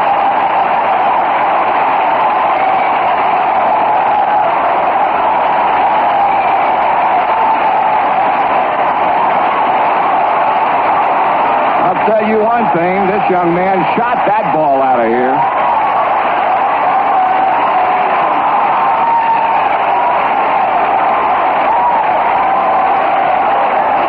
Well, the Braves have scored 4 times.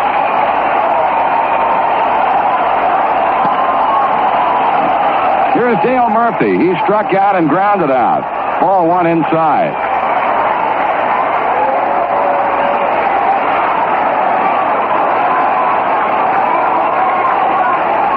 Swung on, there's another long drive to left field, and that one's out of here. Back-to-back home runs by the Atlanta Braves, Bob Horner and Dale Murphy. 17th home run of the year for young Murphy, and it is 8-4 Atlanta.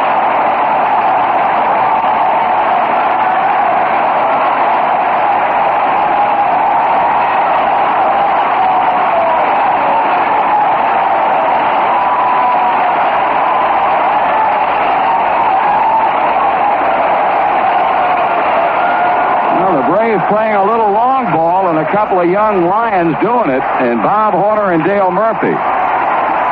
Rod Gilbert is in with 2 down. First pitch misses outside, ball 1.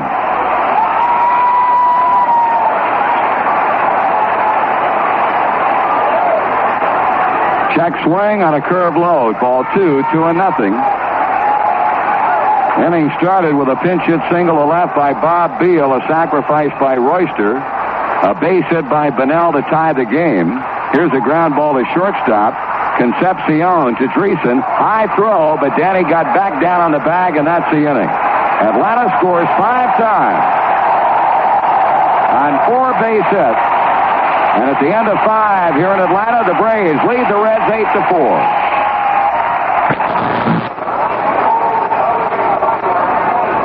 Joe Nuxhall and Marty Brenneman back at Atlanta Stadium, and the Braves now lead by 4 runs, 8-4, as we move to the 6th inning after a 5-run outburst in the 5th that could conceivably make a winner out of Larry McWilliams if Dave Chopper Campbell, the new pitcher on the mound, can do the job the rest of the way. Campbell's a right-hander. He's won 4 and lost 2 in 38 appearances, all in relief, and holds a .475 earned run average. Well, we understand the week-long activity opening up the new College Football Hall of Fame at Kings Island got underway yesterday. We know that, well, there are a lot of big names from the college athletic ranks in Cincinnati this week for the opening, and we know that you'll enjoy visiting this fine new tourist attraction that's now a part of the Cincinnati area. Well, Joe and I want to send along the best wishes of everyone associated with the Reds to the College Football Hall of Fame and Taft Broadcasting. Reds have their work cut out for them as we come to bat here in the 6th inning. Johnny Bench will lead it off.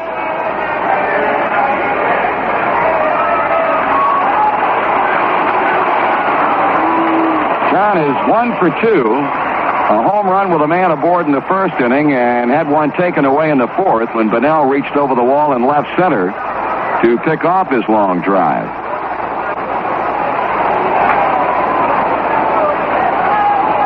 Here's a pitch from Campbell, and Bench takes ball 1. On the pitching line on McWilliams once again. 5 innings. He allowed 4 hits, 4 runs, all of them earned, with 2 strikeouts and 3 walks. 2 balls and no strikes on Bench.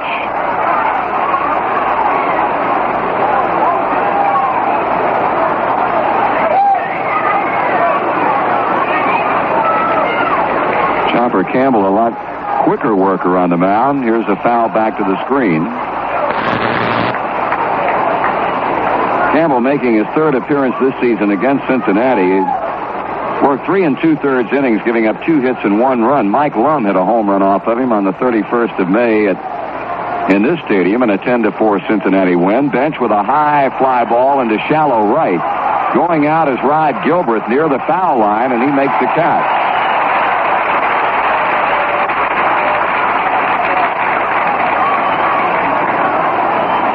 One away in the Red 6th inning. Kenny Henderson at the plate.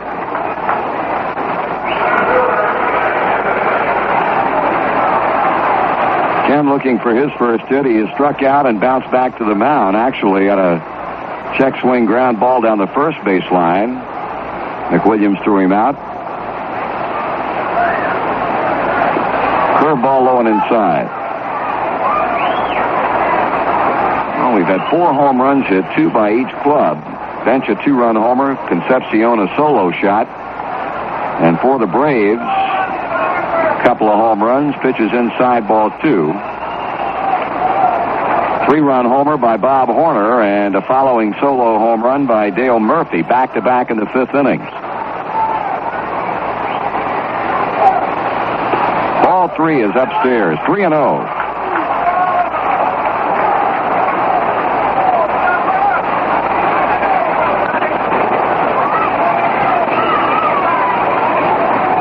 Henderson trying to get on. The 3-0 pitch is up high, ball 4, so Ken walks on 4 straight. Reds have a base runner with 1 down, and Danny Dreesen will be at the plate. Dan tonight has bounced out and drawn a walk, 0 for 1. Is your group or fraternal organization looking for a late summer outing or activity? How about a trip to see the Reds at Riverfront Stadium?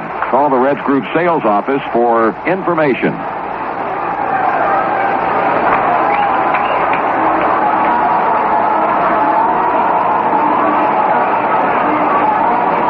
Marty, Clete Boyer's gone out to the mound or Claude, I should say. Clete is a part of the coaching staff in the Braves organization.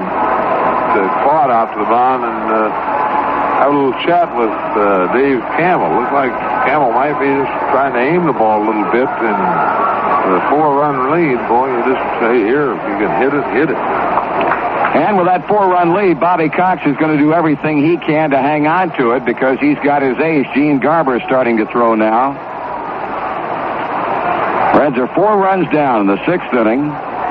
Danny Dreesen takes a strike from Dave Campbell.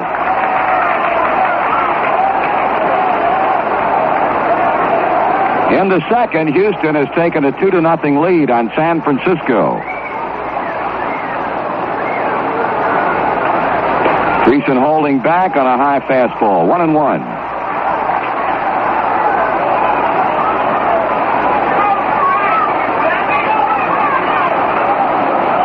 Henderson leading at first base.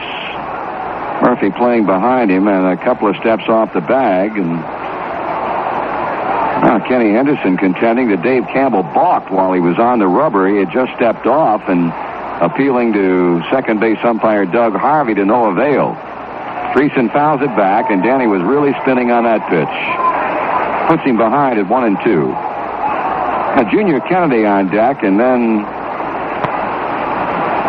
if things should continue, most assuredly a pinch hitter. Dave Collins swinging a bat in the dugout. Joe Morgan has bat in hand. Treason hits one high to right field. Going back, Gary Matthews on the warning track, and he comes up a couple of steps to the grass to make the catch.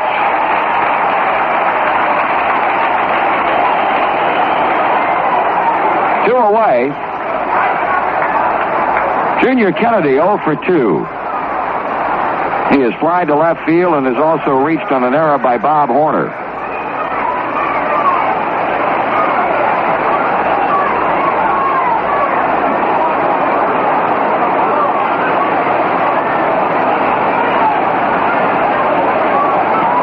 Campbell to Kennedy, swung on and fouled away, strike one.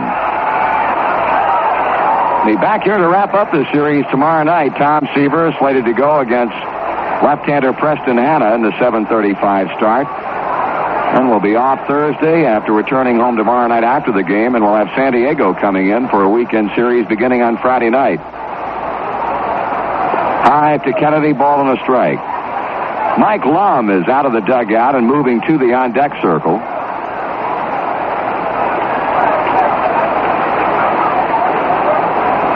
Reds have found the hits few and far between, totaling only 4 up to this point. There's another foul of the screen. The Padres in for an 8:05 game on Friday night, 7 o'clock on Saturday and 2:15 on Sunday, and then the Braves will be in Monday and Tuesday night games at 8:05, and next Wednesday, week from tomorrow, 5 o'clock starting time to the wrap-up to the homestand. Another foul out of play by Kennedy.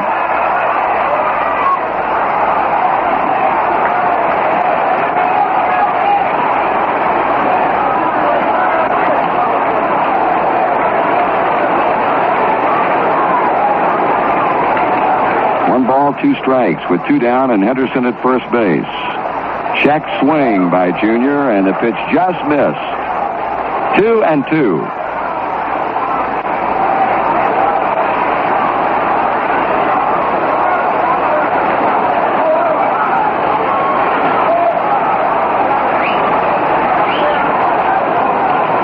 Fouled off the handle and caught off first base by Dale Murphy. Soft line drive, Murphy reacting quickly and picked it off on the run. In the 6th for Cincinnati, no runs, no hits. 1 man left on through 5 1/2. Braves 8, Reds 4.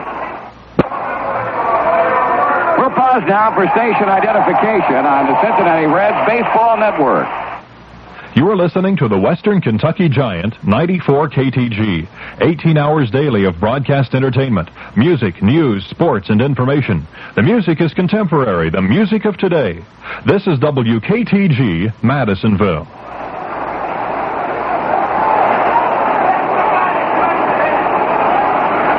We're in the bottom of the 6th inning, and on now to pitch for Cincinnati is right-hander Tommy Hume.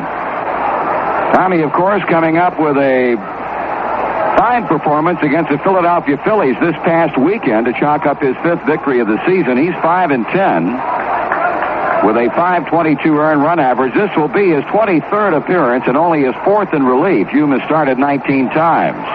For the Braves, it'll be Joe Nolan, Dave Campbell, and Jerry Royster. Pitching line on Pedro Bourbon. The Braves score 6 runs off of him on 7 hits in 5 innings. He struck out 3 and walked 1.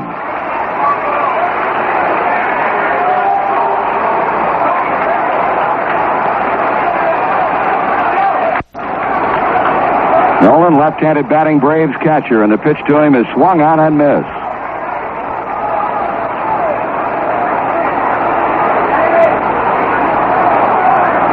Nolan is grounded out and popped up.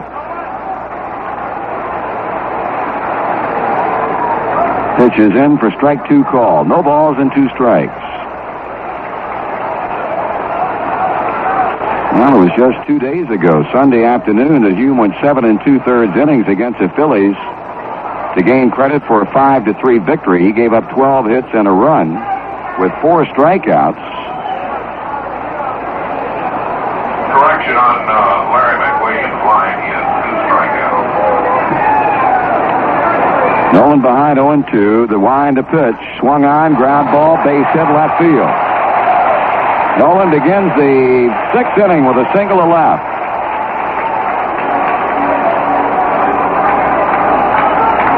We'll see if Campbell is going to come to the plate and bat for himself. He will not.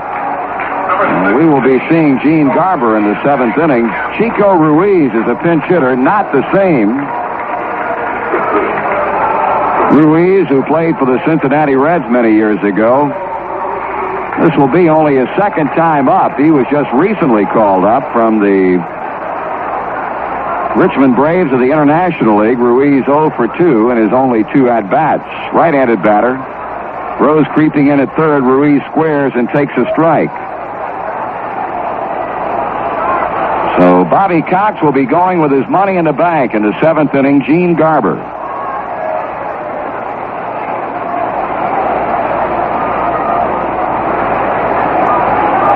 Hume checks Nolan, delivers to Ruiz, checks swing, a ball, and showed no signs that time of wanting to bunt.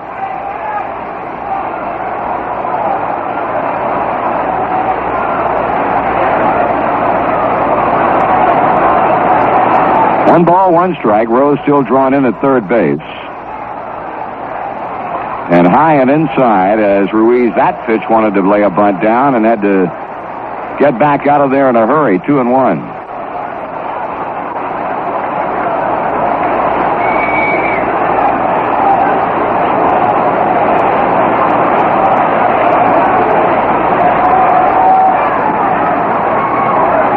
Swung on and off the end of the bat, a foul ball. New York leading Philadelphia 4-1. They're in the 7th inning at Veterans Stadium. Houston 2, San Francisco nothing at the end of 2 innings. Here the Braves lead the Reds 8-4, bottom of the 6th. Nolan has started off with a hit to left. Tommy Hume, the 3rd Cincinnati pitcher, delivers, and Ruiz checks his swing in time as the count goes to 2, 3-2.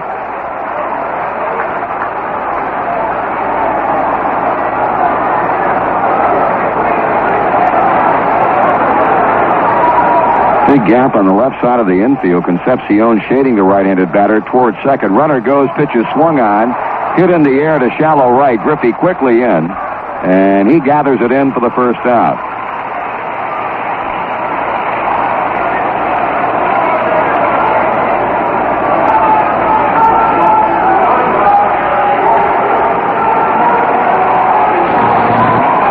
Jerry Royster, 1 for 2 with a sacrifice bunt. He's double, he struck out. In that 5-run 5th inning, he laid down a sacrifice bunt after the pinch single by Bob Beal. 2 big bats in the Atlanta lineup tonight have been Bob Horner and Barry Bonnell. Bonnell 3 for 3 with 2 RBIs. Horner has doubled and homered and has driven in 3. 5 innings, 7 hits, 6 runs. Throw to first, but not in time to get Nolan. 1 walk, 3 strikeouts, 2 home runs, 1 wild pitch. On Dave Campbell, 1 inning, 1 walk. 1 out, 1 on. Royster waiting on the pitch. He swings and lines it foul back of the Atlanta dugout.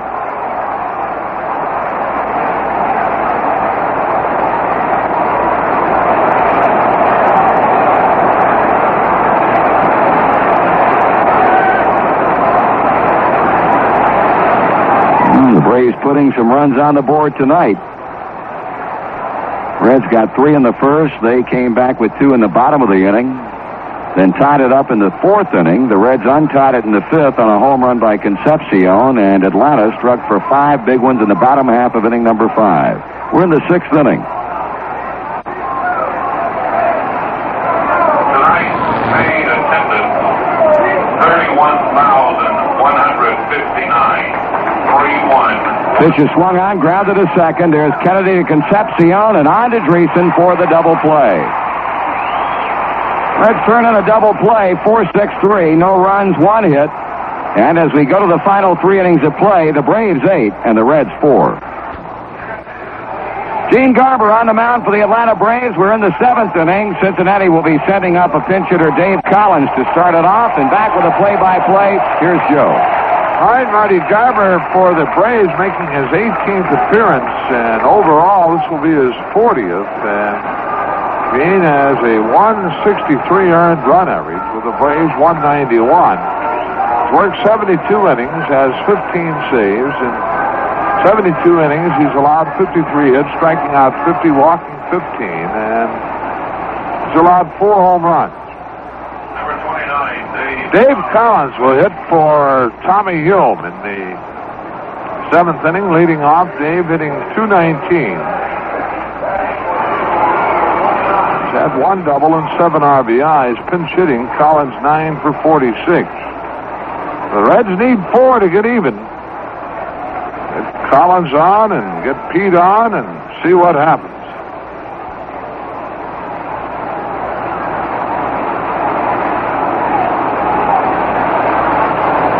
Dave Campbell worked 1 inning, allowed a walk, that was it.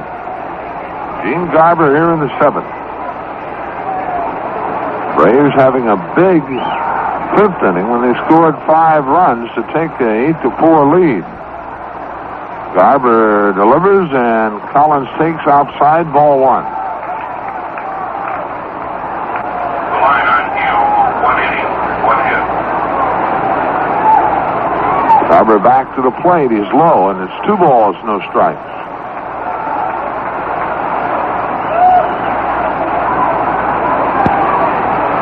Garber waiting on Collins. They've been hitting left-handed. It's the right-hander, the pitch.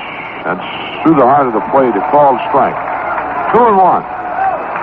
Braves have out-hit the Reds 12-4. The Reds have had 2 hits since the 1st inning. Garber's 2-1 delivery. Collins swings on it and fouls. Count evens 2-2.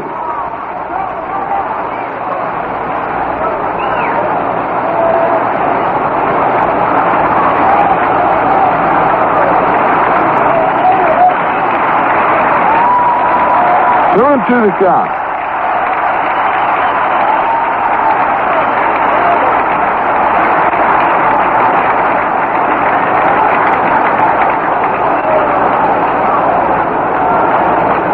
Garber pitches, Collins swings and fouls. Garber, of course, turns his back completely to the plate in his windup and actually looks into center field. You wonder how he will find home plate, but he does, and does it quite well.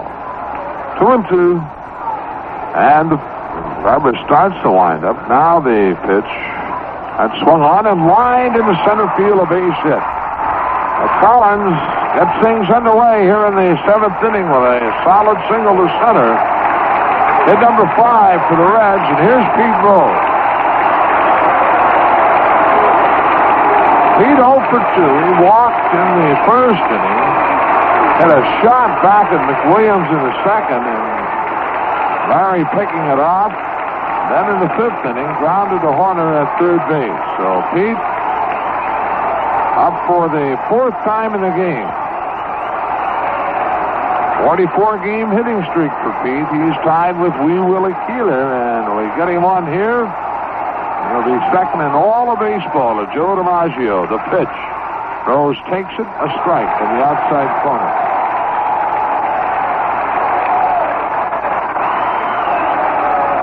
Pete up for the first time, hitting left-handed.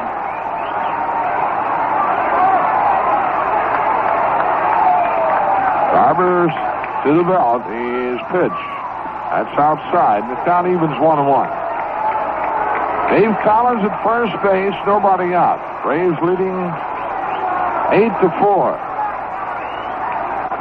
The Reds trying to get something going here in the 7th inning, and now Murphy reminds Garber, or tells Garber, that he's going to be holding Collins on. He was standing behind Dave.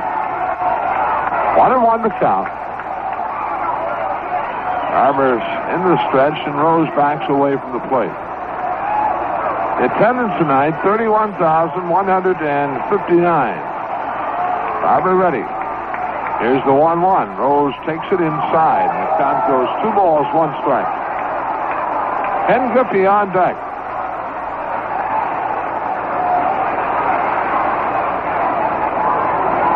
A lot of tension here at Urbana Stadium right now. Garber's 2-1 delivery. Rose swings and fouls, and the count evens 2-2.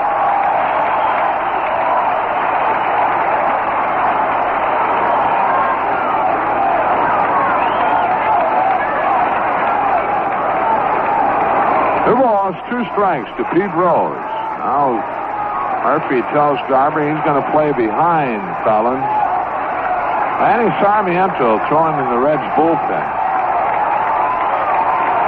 Garber shakes off a sign from Joe Nolan and the stretch. The pitch. Runner goes. The pitch is lined to Horner. They'll have Collins easy. Well, Pete Rose has hit it on the button twice.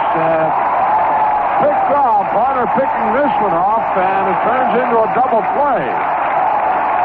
Ball chest high right at Bob Horner at third base, and 2 away. The bases are empty, and it'll be Ken Griffey. Well, you can't do any more than that.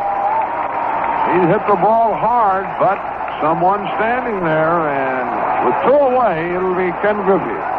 And he 1 for 3. He had a double in the 3-run first inning. If takes high and outside from Garber ball.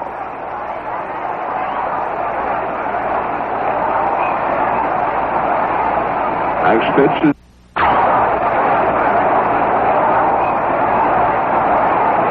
Next pitch is in at the knees. It's called strike. 1-1.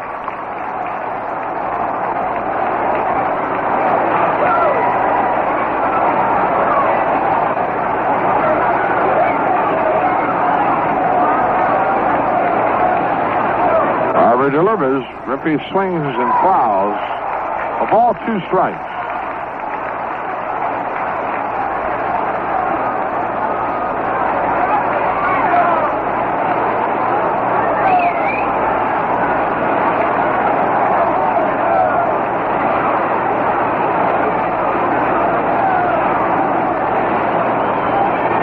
Harder, the 1-2. Swung on a high chopper, and that one will go into center field, a base hit. Barnell plays it back to the infield. Hit number 2 off Garber, the 6th in the game for the Reds, and the batter, Dave Concepcion. Kenny Griffey's second hit of the game. Concepcion 1 for 2. He's driven in 2 of the 4 runs. He got an RBI in the first inning when he grounded his short. Rose scoring, walked in the 3rd, and then hit his 5th home run of the year off McWilliams in the 5th inning. The Reds trailing 8-4. Garber delivers and Concepcion's fouls.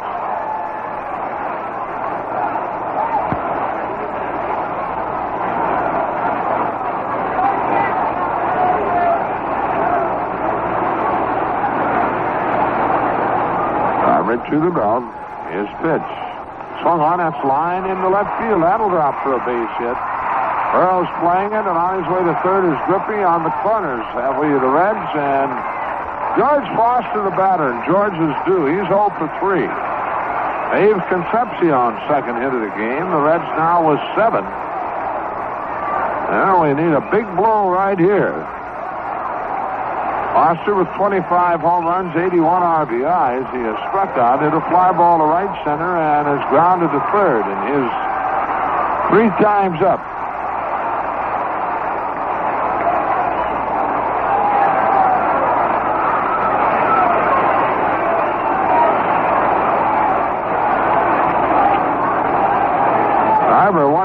Wise is 1-3 and lost 2 on the year. He's 1-1 with the Braves. Well, if Yahtzee can put us 1 back, he takes outside at low ball.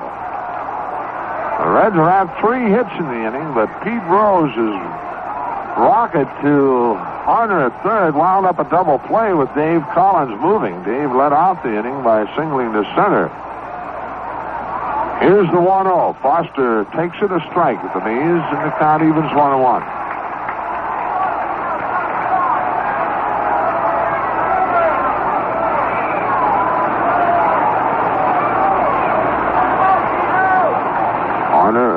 Driver delivers. That misses inside. 2 balls to strike.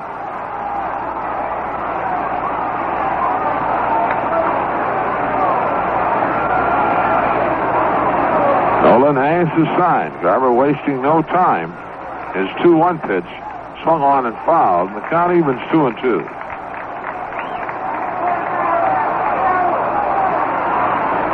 And we're in need of a big hit right here. Foster's 26 would put us within 1 with bench coming up. Garver to the belt and his pitch. Swung on and missed. Struck him out with a breaking ball. A big strikeout for Gene Garver, and for the Reds in the inning, no runs, 3 hits. With no errors, 2 runners left on base. The middle of the 7th. Atlanta 8, Cincinnati 4. Well, the 4th pitcher of the game on for Cincinnati here in the bottom half of the 7th inning, and it's Manny Sarmiento. Manny making his 44th appearance of the year. It's won 9 and lost 6 with a 325 earned run average. And in 96 2/3 innings, Sarmiento has allowed 69 hits, has struck out 51, and has walked 38. Oh, we got to hold him and see what happens in our last 2 swings. For the Braves in the 7th, it'll be Bonnell, who is 3 for 3 and has scored 2 runs, is driven into. Then Matthews and Burroughs. Bonnell a double in the 1st inning, a single in the 3rd, another single in the 5th to drive in a run. Bonnell tied the game at 4-4 with that RBI.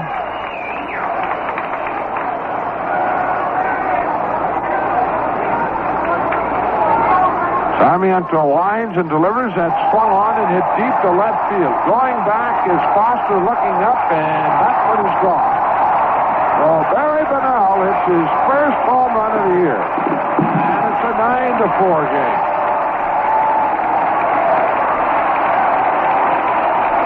Three home runs in a game for Atlanta. For Bonnell, not only is it his first home run of the year, but only his 2nd career home run.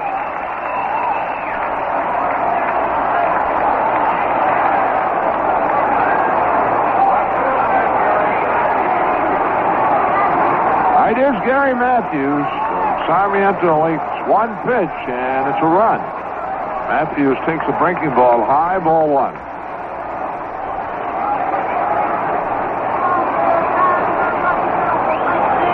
The pitch up high, and it's 2 balls, no strikes.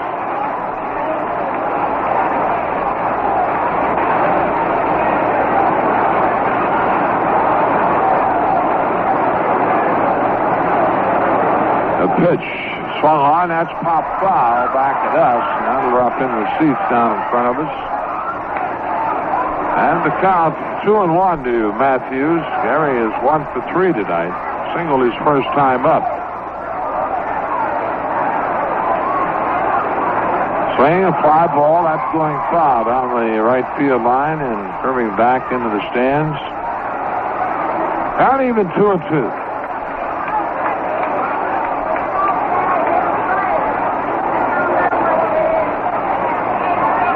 And the 2-2 going outside, full count.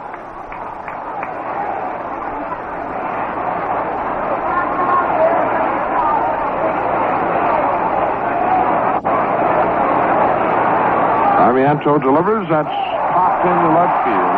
Moving toward the line and in a little bit is Foster, and he has it 1 away.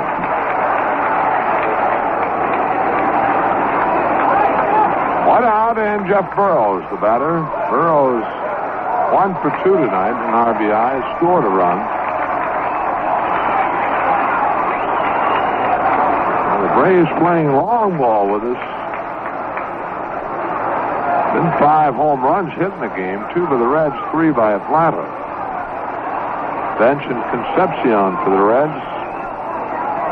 And Horner, Murphy, and Bunnell for Atlanta. Sarmiento in with a fastball and a called strike. Well, it looks like Pete will get one more time to the plate.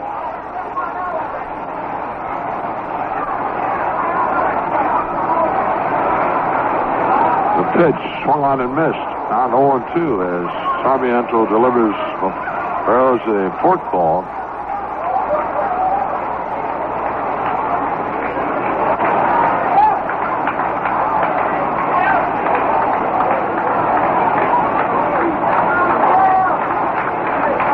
The base is empty. A run in the pitch. Burrows takes just off the plate at the knees outside. 1-2.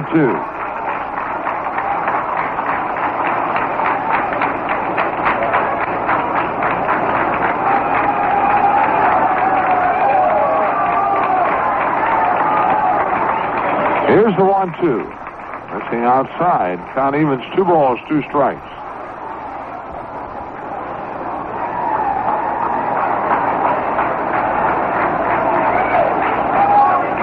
Trailing 9-4. The Braves with one big inning, a 5-run fifth. Wine to the pitch, up high, full count. So after being 0-2 to Jeff Burrows, Manny Sarmiento now full. Barry Bunnell hit Sarmiento's first pitch out of the ballpark for his first home run of the year. Burrows swings and fouls back.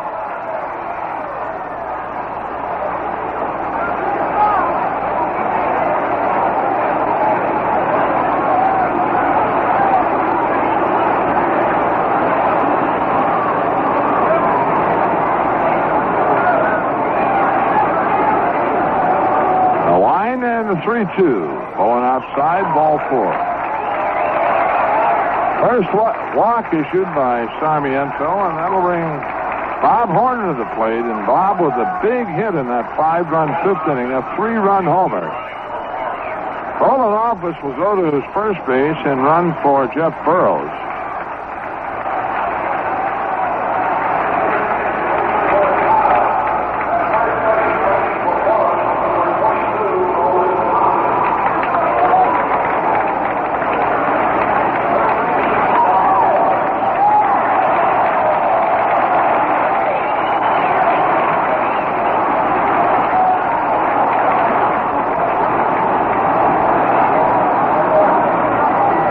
Field straight away to Horner. Sarmiento delivers, and it's swung on and lined on off the glove of Concepcion into center field. Horner getting jammed with the pitch, and Davey just getting a tip of his glove on it. And the ball out into center field, and for Horner, his third hit of the game.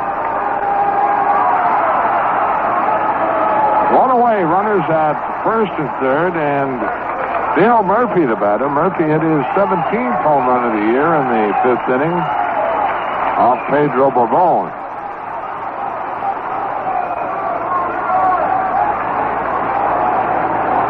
Braves now with 14 hits in the game. Murphy takes high ball.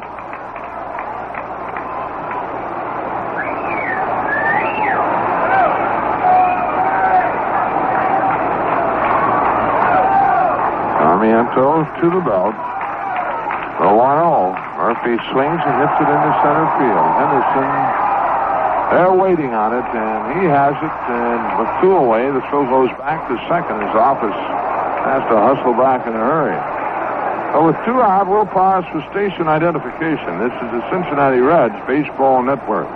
And Gilbreth is 1 for 3. Sarmiento delivers a strike called fastball. Runners first and second with the run in. At Horner at first and Office at second. Office running for Jeff Burrows. And the 0-1 high and inside. A ball, a strike.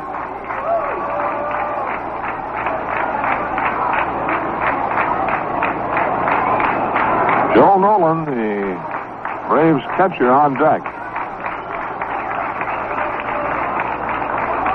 Sarmiento's 1-1 delivery. Low and outside. 2 balls to strikes. The Reds led 3-0 after they went to the plate in the first inning, but the Braves came back with 2 in the first. Tied it in the fourth. 2-1 pitch. Swung on. That's pop foul behind the plate.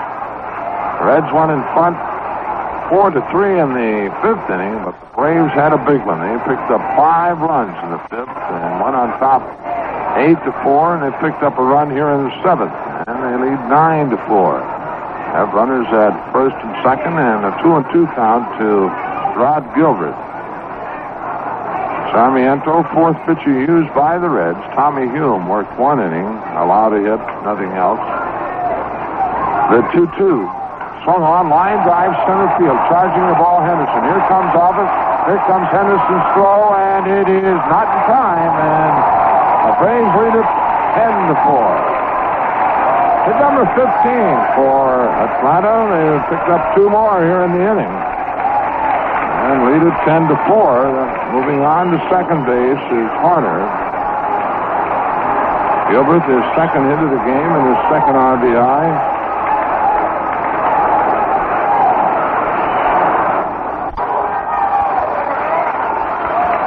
Nolan 1 for 3.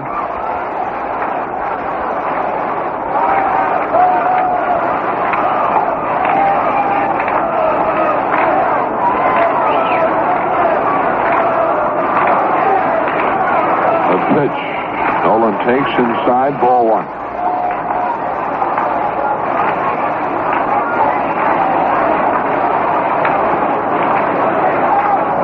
Night for Cincinnati pitching here at Atlanta Stadium. Nolan slings and grounds foul off the first baseline. 1-1. Rays with 15 hits in the game, 3 home runs, 3 doubles. A ball of strike to Joe Nolan, the left-handed batter. Sarmiento to the belt and delivers. That's swung on, and that's flying over the glove of Kennedy into right field, a base hit.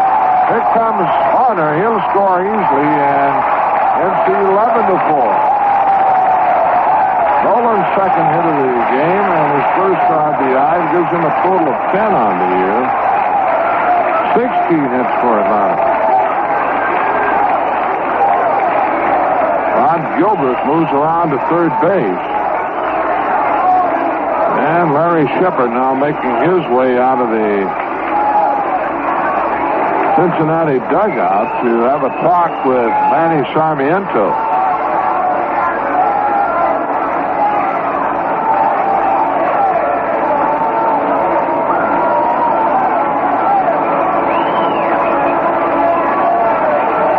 Shep just now arriving at the mound, and no one working or warming up in the Reds bullpen. 2 outs, and the Braves have picked up 3 runs here in the inning, leading at 11-4. And they've had a total of 16 base hits.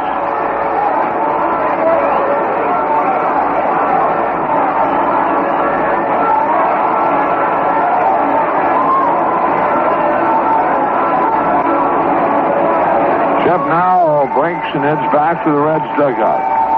Gene Garber, the batter.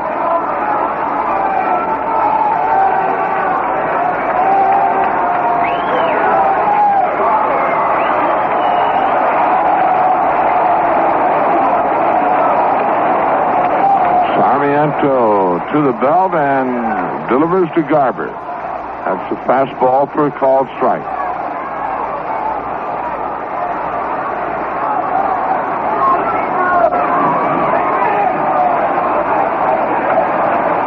Sarmiento to the belt, the 0-1.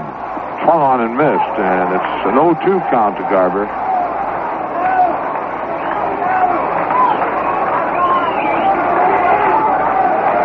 Has been to the plate 7 times this year without a base hit. The 0-2. And just off the plate outside with a breaking ball. 1 ball, 2 strikes.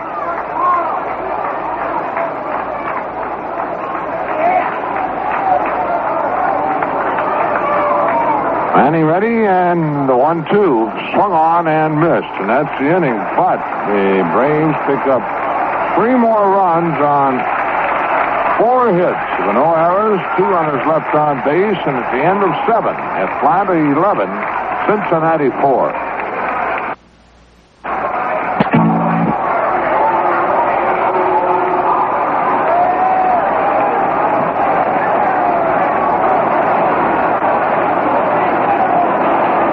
The 7-inning total show the Reds with 4 runs, 7 hits, no errors. The Braves 11 runs, 16 hits, and 1 error.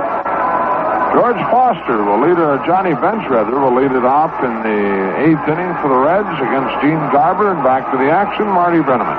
Okay, Joe, we got a change of 2 for the Atlanta Braves. Rolling Office remains in the game, and he's in center field. Barry Bonnell moves over to left, and of course, Jeff Burrows out of the game.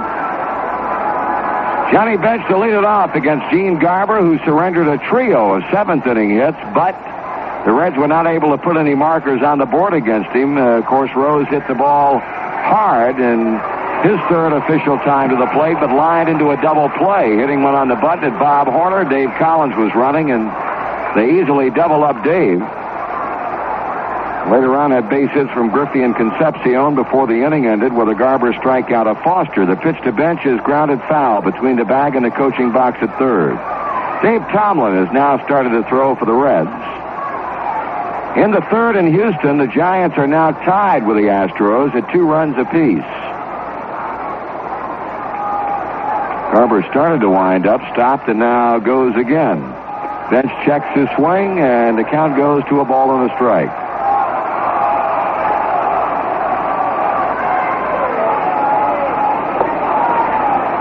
Swing and a miss. Bench way out in front on the off-speed pitch, so Garber jumps out. 1 ball and 2 strikes.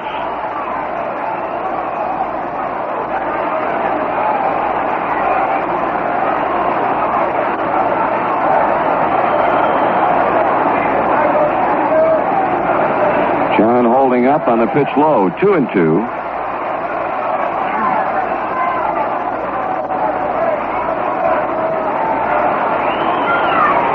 Have had a couple of big innings, 5 in the 5th inning and 3 more in the 7th. Bench lines it and caught by Bob Horner. Behind 3rd, right on the line. He's cleared Bench's liner.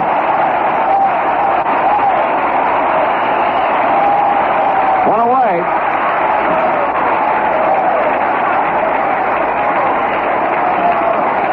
We'll bring up Kenny Henderson, 0 for 2 with a walk. Final score in from Philadelphia. The Mets have defeated the Phillies and Steve Carlton 5-1.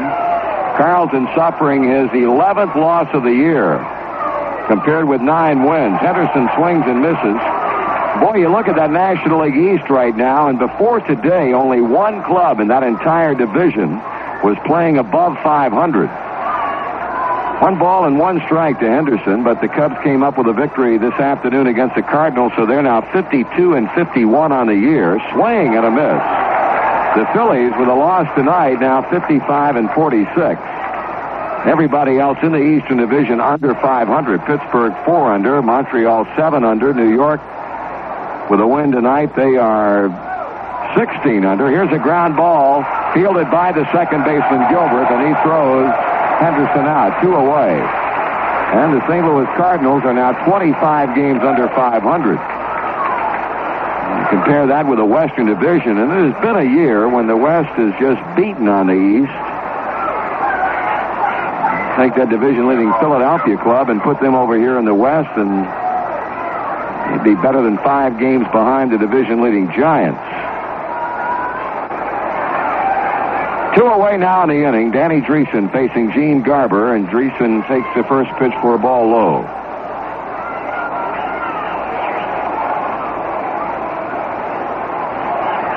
Swung on, bouncing ball second. Gilbreth, Murphy, side retired. Reds are out in order, 1-2-3. We'll go to the bottom of the 8th inning. Atlanta leads Cincinnati 11-4. Well, we've got another pitcher on the mound for Cincinnati, number 5, used by Sparky Anderson tonight, left-hander Dave Tomlin. Manny Sarmiento goes 1 inning, gives up 3 runs, 3 earned runs on 4 base hits. He struck out a batter and did not walk anybody. Dave Tomlin is on now, and for Tomlin, this will be his 44th appearance of the season. Dave has won 6 and lost 1, and sports a .394 earned run average. Dave Tomlin is the new pitcher. And a new catcher for Cincinnati, Vic Correll, replacing Johnny Bench. Catching number 9, Vic Correll. He'll bat 9th. Correll will be batting in the number 9 position. Braves lead it 11-4. They've hammered 3 home runs in this game. 3 runs shot by Horner, solo home runs by Dale Murphy and Barry Bonnell. See the top of the order up for the Braves, Jerry Royster, who has doubled and 3 times with a sacrifice.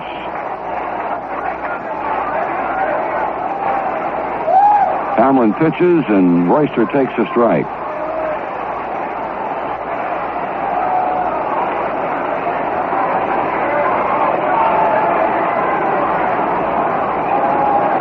Swung on, line drive, left field, base hit, down the line to the .330 marker it goes.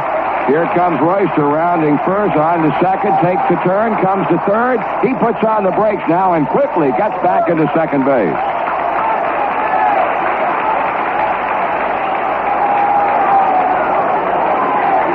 The Braves with their hitting shoes on tonight. Actually, they out-hit us 11-9 in the opener here and now have had 17 hits tonight. And Barry Bonnell has had 4 of them. He has double, single again, and hit a home run, has driven in 3. Well, Barry hoping to make it a 5-for-5 night with Royster at second. The pitch is over the plate but below the knees for a ball.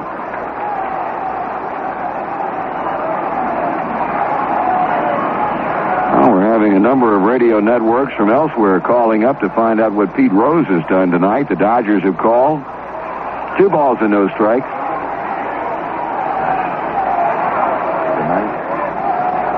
2-0 the count on Barry Bonnell.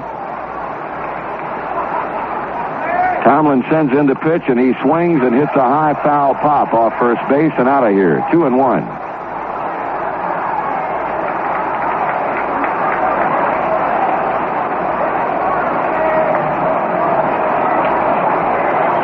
Two balls, 1 strike. Royster backing off the second base bag as Tomlin comes slowly down to the belt. He stops and he fires. Bonnell takes it way high, a fastball, 3-1. Gary Matthews on deck.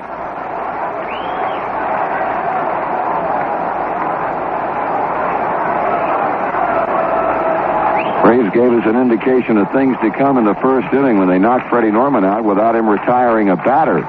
Here's a fly ball hit down the right field line. Racing Dreesen. Danny on the run. Could not hang on to it. A foul ball. He had quite a ways to go for that ball, and just off the end of his glove it went. Have 2 pitchers now throwing in the Atlanta bullpen, a left-hander Craig Skoke and a right-hander Max Leon.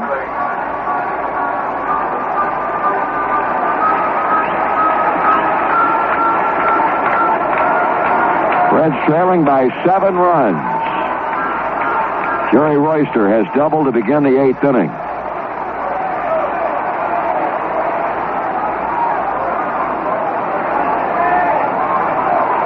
Tomlin pitches, and this one is popped up off first, and that'll be in the seats.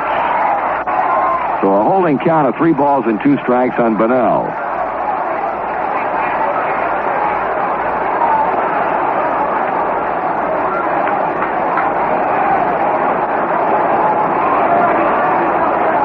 Payoff pitch, swing and a miss. He struck him out. Well, Dave Tomlin finds the key to retiring Barry Bonnell. That'll bring up Gary Matthews. Looks like tomorrow night's game will be a rubber match in this series. Seaver and Preston Hanna, a right-hander. I think 2 times already I've referred to Hanna as a left-hander. He's a righty. It'll be Hanna against Seaver tomorrow night. 1 out, 1 on. Gary Matthews waving it around as he takes the first pitch high for a ball. He's had 1 single and 4 times up. That base hit came in the first inning.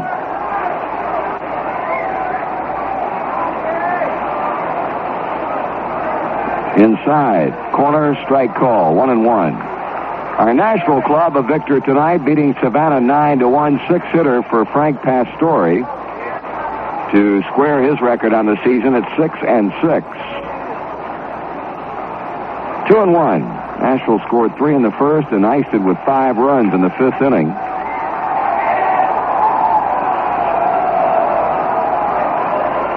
Two balls and 1 strike. Tomlin to Matthews. Strike 2 call on the outside edge. In the 9th inning, Cincinnati will be sending up Junior Kennedy, Vic Carell, and Pete Rose. Rose hitless tonight in 3 official trips up. Here's a flying shot in the right field. Base hit. Griffey charges. Royster jogging on down to third base. He'll hold right there. Now the throw gets through Concepcion at second, and onto the plate comes Royster.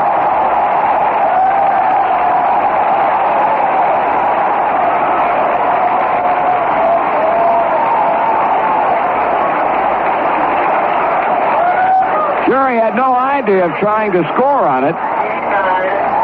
That'll be a throwing error charge to Ken Griffey. Jerry just jogged down to third base. It was a line single, hit right at Griffey. He charged, played it on the bounce. And when his throw into second eluded Concepcion, Royster came in to score the 12th Atlanta run. So no RBI for Matthews.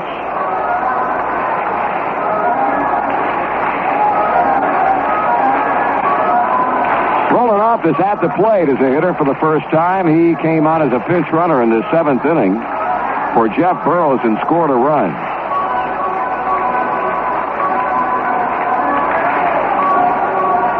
I'll tell you, the Braves have not been particular who was on the mound. They scored 2 runs off Norman, 6 off Bourbon. Tommy Hume got him out without a run scoring in his 1-inning stint. Sarmiento giving up 3 runs in 1 inning. Now the Braves have scored in the 8th off Tomlin. Roland Office, a starter in center field last night, and no doubt will be back there tomorrow night. Swings and misses.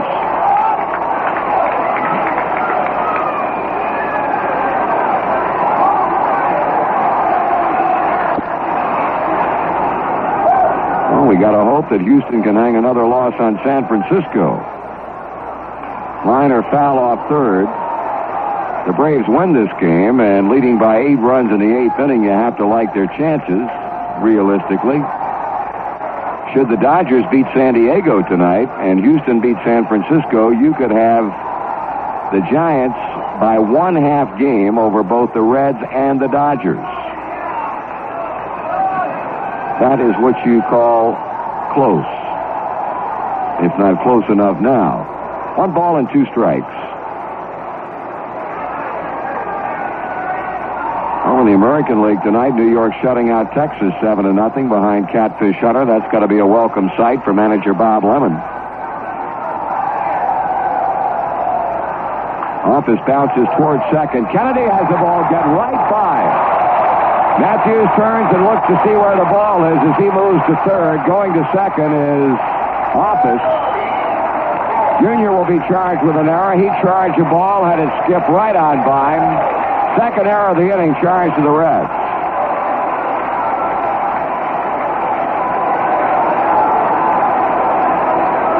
That was a possible double play ball had Kennedy been able to come up with it. As it is, runners are at second and third, still only 1 out. And here is young Bob Horner, and he's had himself a night. Flied out in the first inning, but doubled and scored in the 4th at a 3-run homer, his 10th long ball of the season in the 5th, and singled in the 7th. Second and third, 1 out. Horner takes it low.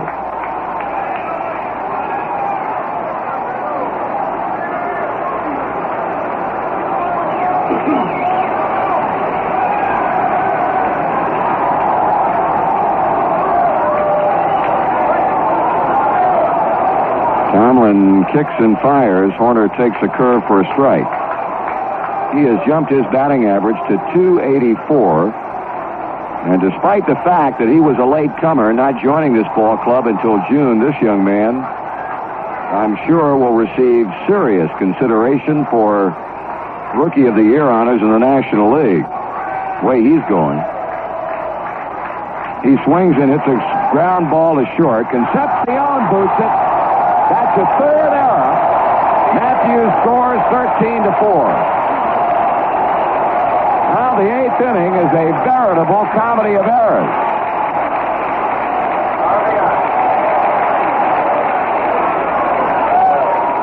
Office holds at second base and give Bob Horner an RBI. Run would have scored no matter had Davey been able to come up with it cleanly, which of course he didn't. So Griffey a throwing error, and Kennedy and Concepcion errors on ground balls. Dale Murphy, who's homered earlier tonight, takes ball one.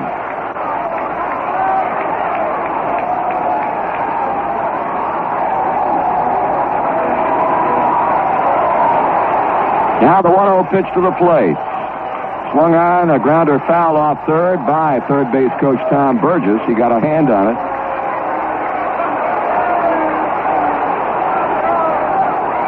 One to count on Murphy.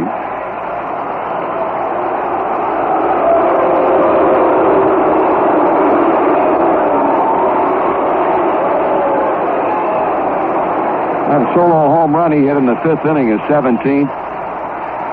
The lone hit for the Atlanta first baseman. Way high with a fastball, Tomlin. 2-1.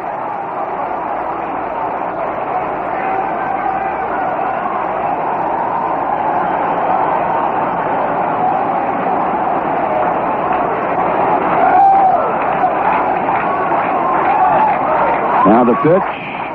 That's foul to the screen. 2-2.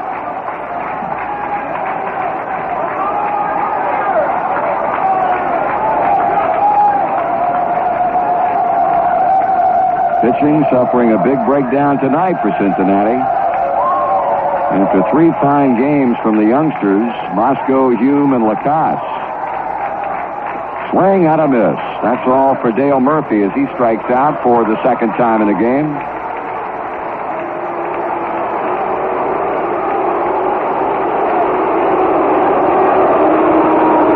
Rod Gilbert will now be at the plate. He has singled twice and has driven in runs both times with base hits.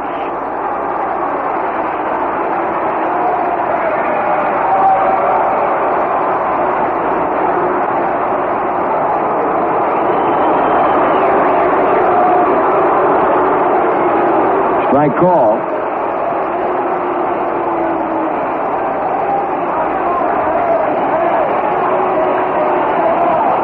Office out at second base. On at first, Bob Horner. 2 runs across, 2 men out in a 13-4 game, Atlanta. Bouncing ball foul. And the count goes to no balls and 2 strikes.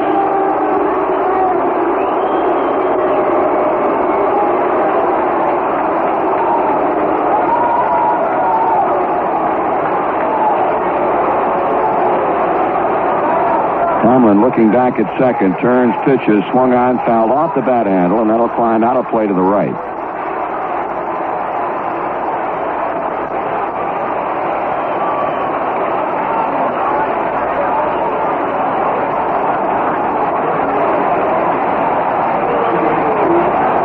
Tomlin tries to put him away with this pitch, and it is lined into center field. Henderson can not get it. Ball bounced out of his glove. Office scores. Horner goes to third, sliding in at second base with a double, Rod Gilbert. Atlanta now leads by 10 runs.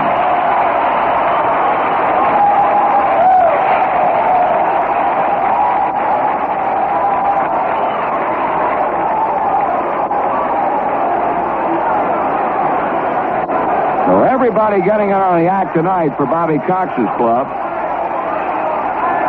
Joe Nolan will become the 8th man to hit in the inning.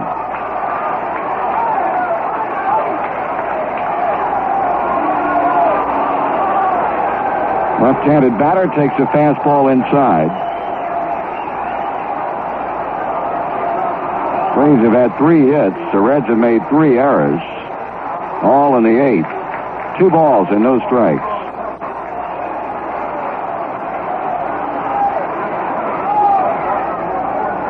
Now the 2-0 pitch, and it's at the knees for a called strike.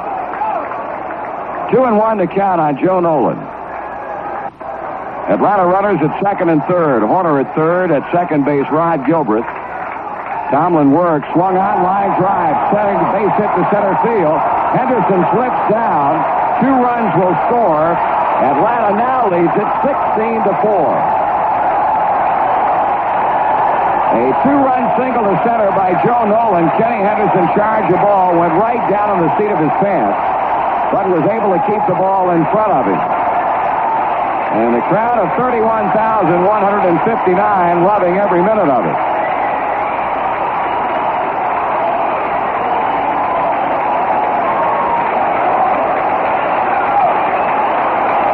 Gene Garber now at the plate. He looks at a strike at the knees, a fastball from Tomlin.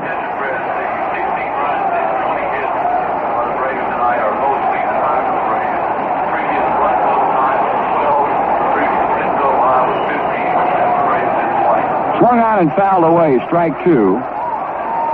Well, the 16 runs and the 20 hits are both seasonal highs for the Atlanta Braves.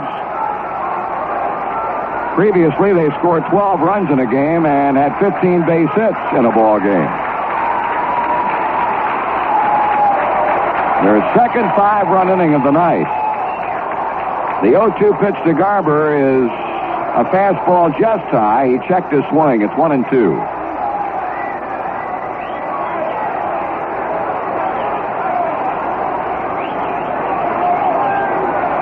Tomlin to the plate, and that's swung on, and that's hit into right center field for a base hit. Garber with a single, moving Nolan on to second, and the man who led off the inning with a double to left field, Jerry Royster, will be up for the second time.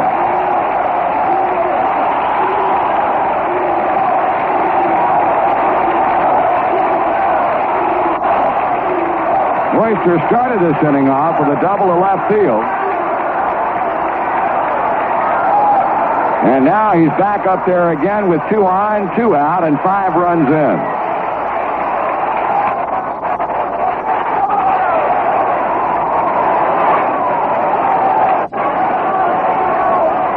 Tomlin pitches, and Royster takes high, ball 1.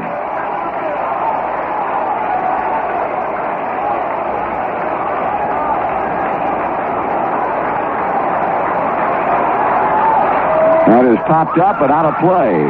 Dropping back in behind the Atlanta dugout. 1-1 to count.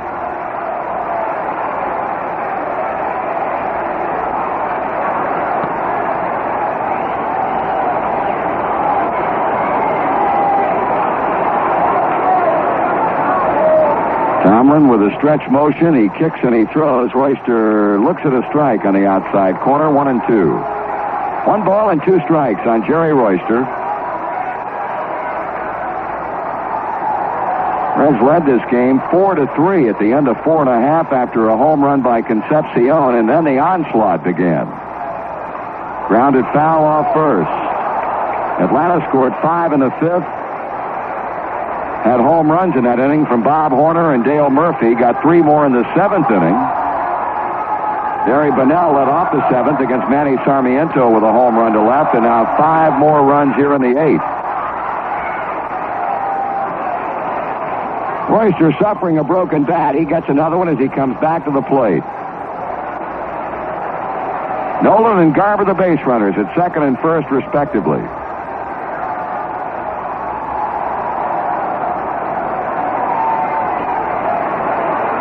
Tomlin with a pitch, and Royster swings and hammers one into right field. There's Ken Griffey, and he makes the catch to end the inning. Atlanta's 8 shows 5 runs on 5 base hits, 3 Cincinnati errors, and 2 men left on. 16 and Cincinnati 4. Well, as we come to bed in the 9th inning, the Reds staring at a 12-run deficit. Atlanta leading 16-4. Junior Kennedy will be in for openers against Gene Garber, who came on in the 7th inning. The Reds got 3 hits off of him, but no runs, and then he retired the side of order in the 8th. Vic Carell on deck, and then Pete Rose will have one more shot at ground to Murphy at first base. There's a fastball for a strike. Count even, 1 ball and 1 strike. Reds have had only 7 hits on the night. Strike 2 call, a breaking ball. And a night that really started out well for the Reds when they scored 3 quick ones in the first inning off young Larry McWilliams, 2 of them on a Johnny Bench home run. Swung on and fouled away.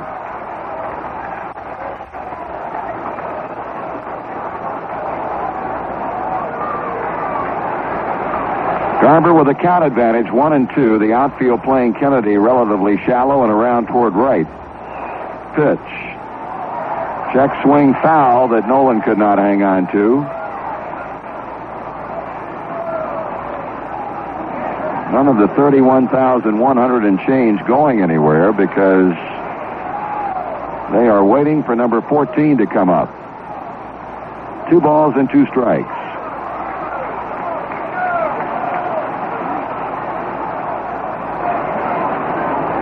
Garber fingering the baseball, now looks to Nolan for the sign. Break-even pitch. Swing and a miss, struck him out.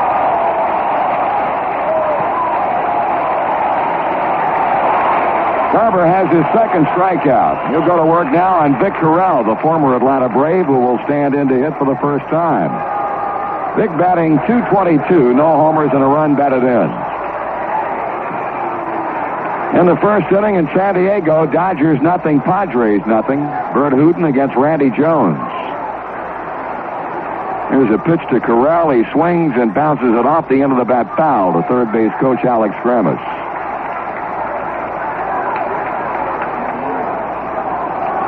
Rose standing on deck as he rubs up the bat handle with a pine tar rag. Corral working with 1 down, and the pitch is swung on and missed by Vic, and the count goes to 2 strikes.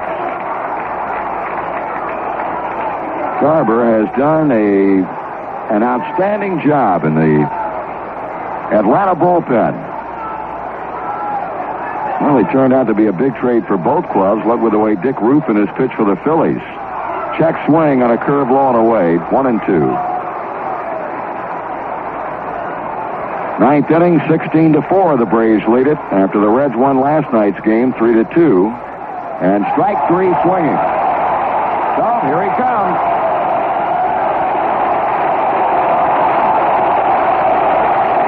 Pete Rose getting a standing ovation from all over the ballpark, despite the fact that he is without a hit in this game. He has hit 2 right on the button.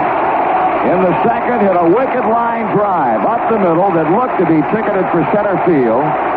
But a quick play by Larry McWilliams, who picked off the line drive. And then in the 7th inning, following a base hit by Dave Collins, with Dave running on the pitch to the plate, Rose lined directly at third baseman Bob Horner, and the Braves got a double play out of it.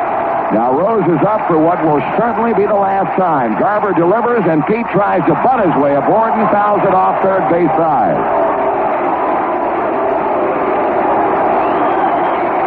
A man who last night tied a record set 81 years ago by Wee Willie Keeler when he hit in the first 44 games of the 1897 season. And Rose now trying to make it 45 in his last at bat. The strike 1 pitch. He takes it inside, and the count's a ball and a strike.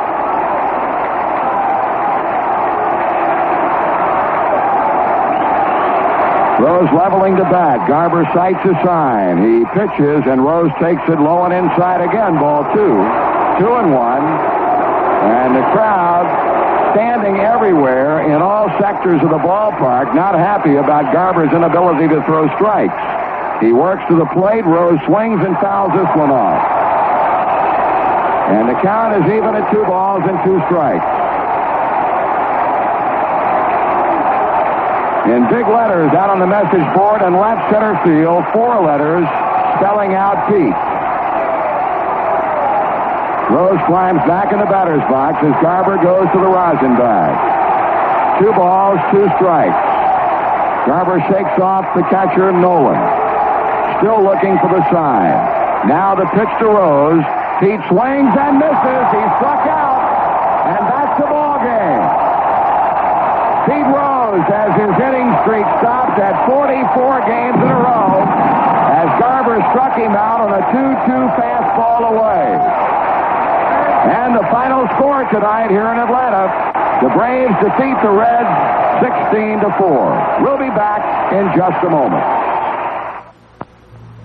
Goldenrod Dairy Milk, the refresher for today's kind of living. How much better can a good thing be? If you're on the go, if lunch means hasty sandwiches and hurried shopping, if the days seem too short for your needs yet too long for your nerves, if even taking it easy wears you out, then take a hint.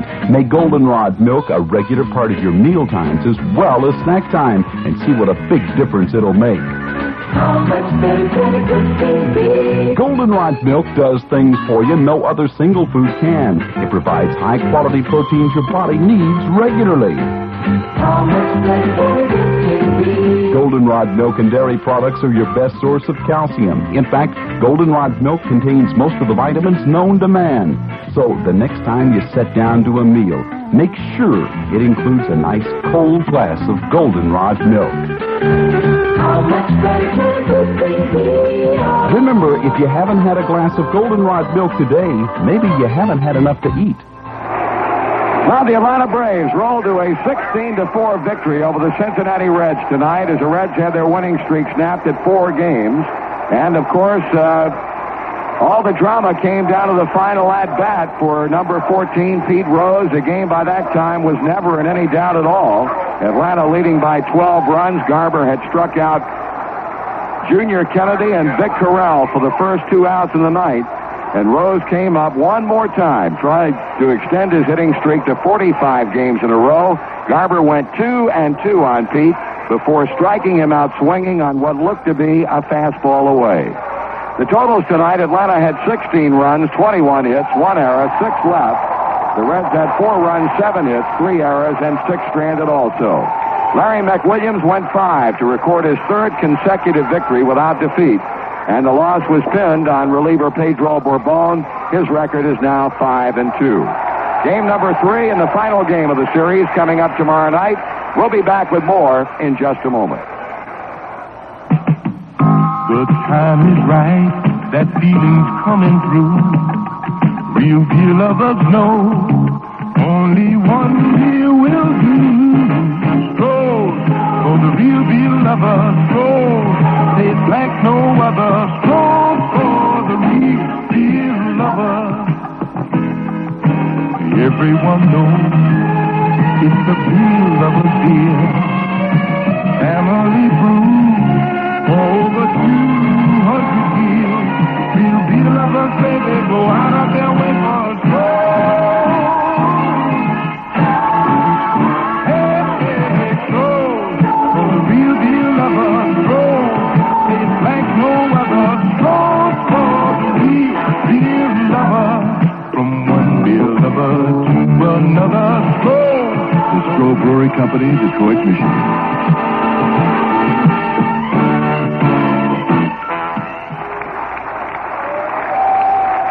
Well, I'll tell you, an amazing reaction taking place by this crowd of 31,000 plus here in Atlanta right now. They don't want to leave the ballpark. Everybody is standing, all eyes focused on the Cincinnati dugout, and they've been chanting Pete Rose, Pete Rose, Pete Rose. They want him to come back out. The fans here are simply not leaving and apparently don't want to leave until Rose comes back out of the Cincinnati clubhouse and emerges back onto the field for these fans here in Atlanta to recognize a great ball player one more time.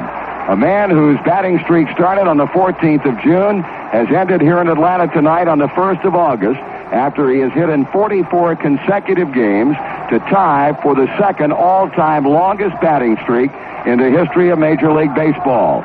He was shooting for that lofty 56-gamer of Joe DiMaggio's back in 1941, but tonight, after walking and scoring in the first inning, Pete lined to the mound, grounded to short, and lined to third in the 7th inning into a double play before coming up with 2 outs in the ninth, and Gene Garber struck him out swinging. Final game of the series coming tomorrow night, 7:35 start. 2 right-handers on the mound. Tom Seaver for Cincinnati and Preston Hanna will go to the post for the Atlanta Braves. We'll be on the air with the pregame shows on most of these same stations beginning at 7:05 Cincinnati time. This copyrighted broadcast is presented by authority of Cincinnati Reds Incorporated and is intended solely for the private non-commercial use of our audience. Any publication, reproduction, retransmission, or other use of the descriptions and accounts of this game without the express written consent of Cincinnati Reds Incorporated is prohibited. Right now, Pete Rose has come back out onto the field here at Atlanta Stadium, and you can hear the reaction in the background. This, believe me, is quite an emotional moment. For a man who has gone hitless tonight, he is back out onto the field, and they are giving him a standing ovation. Right now, on most of these same stations, stay tuned for Joe Nuttall with a Star of the Game show. And once again, the final score tonight, the Braves 16 and the Reds 4.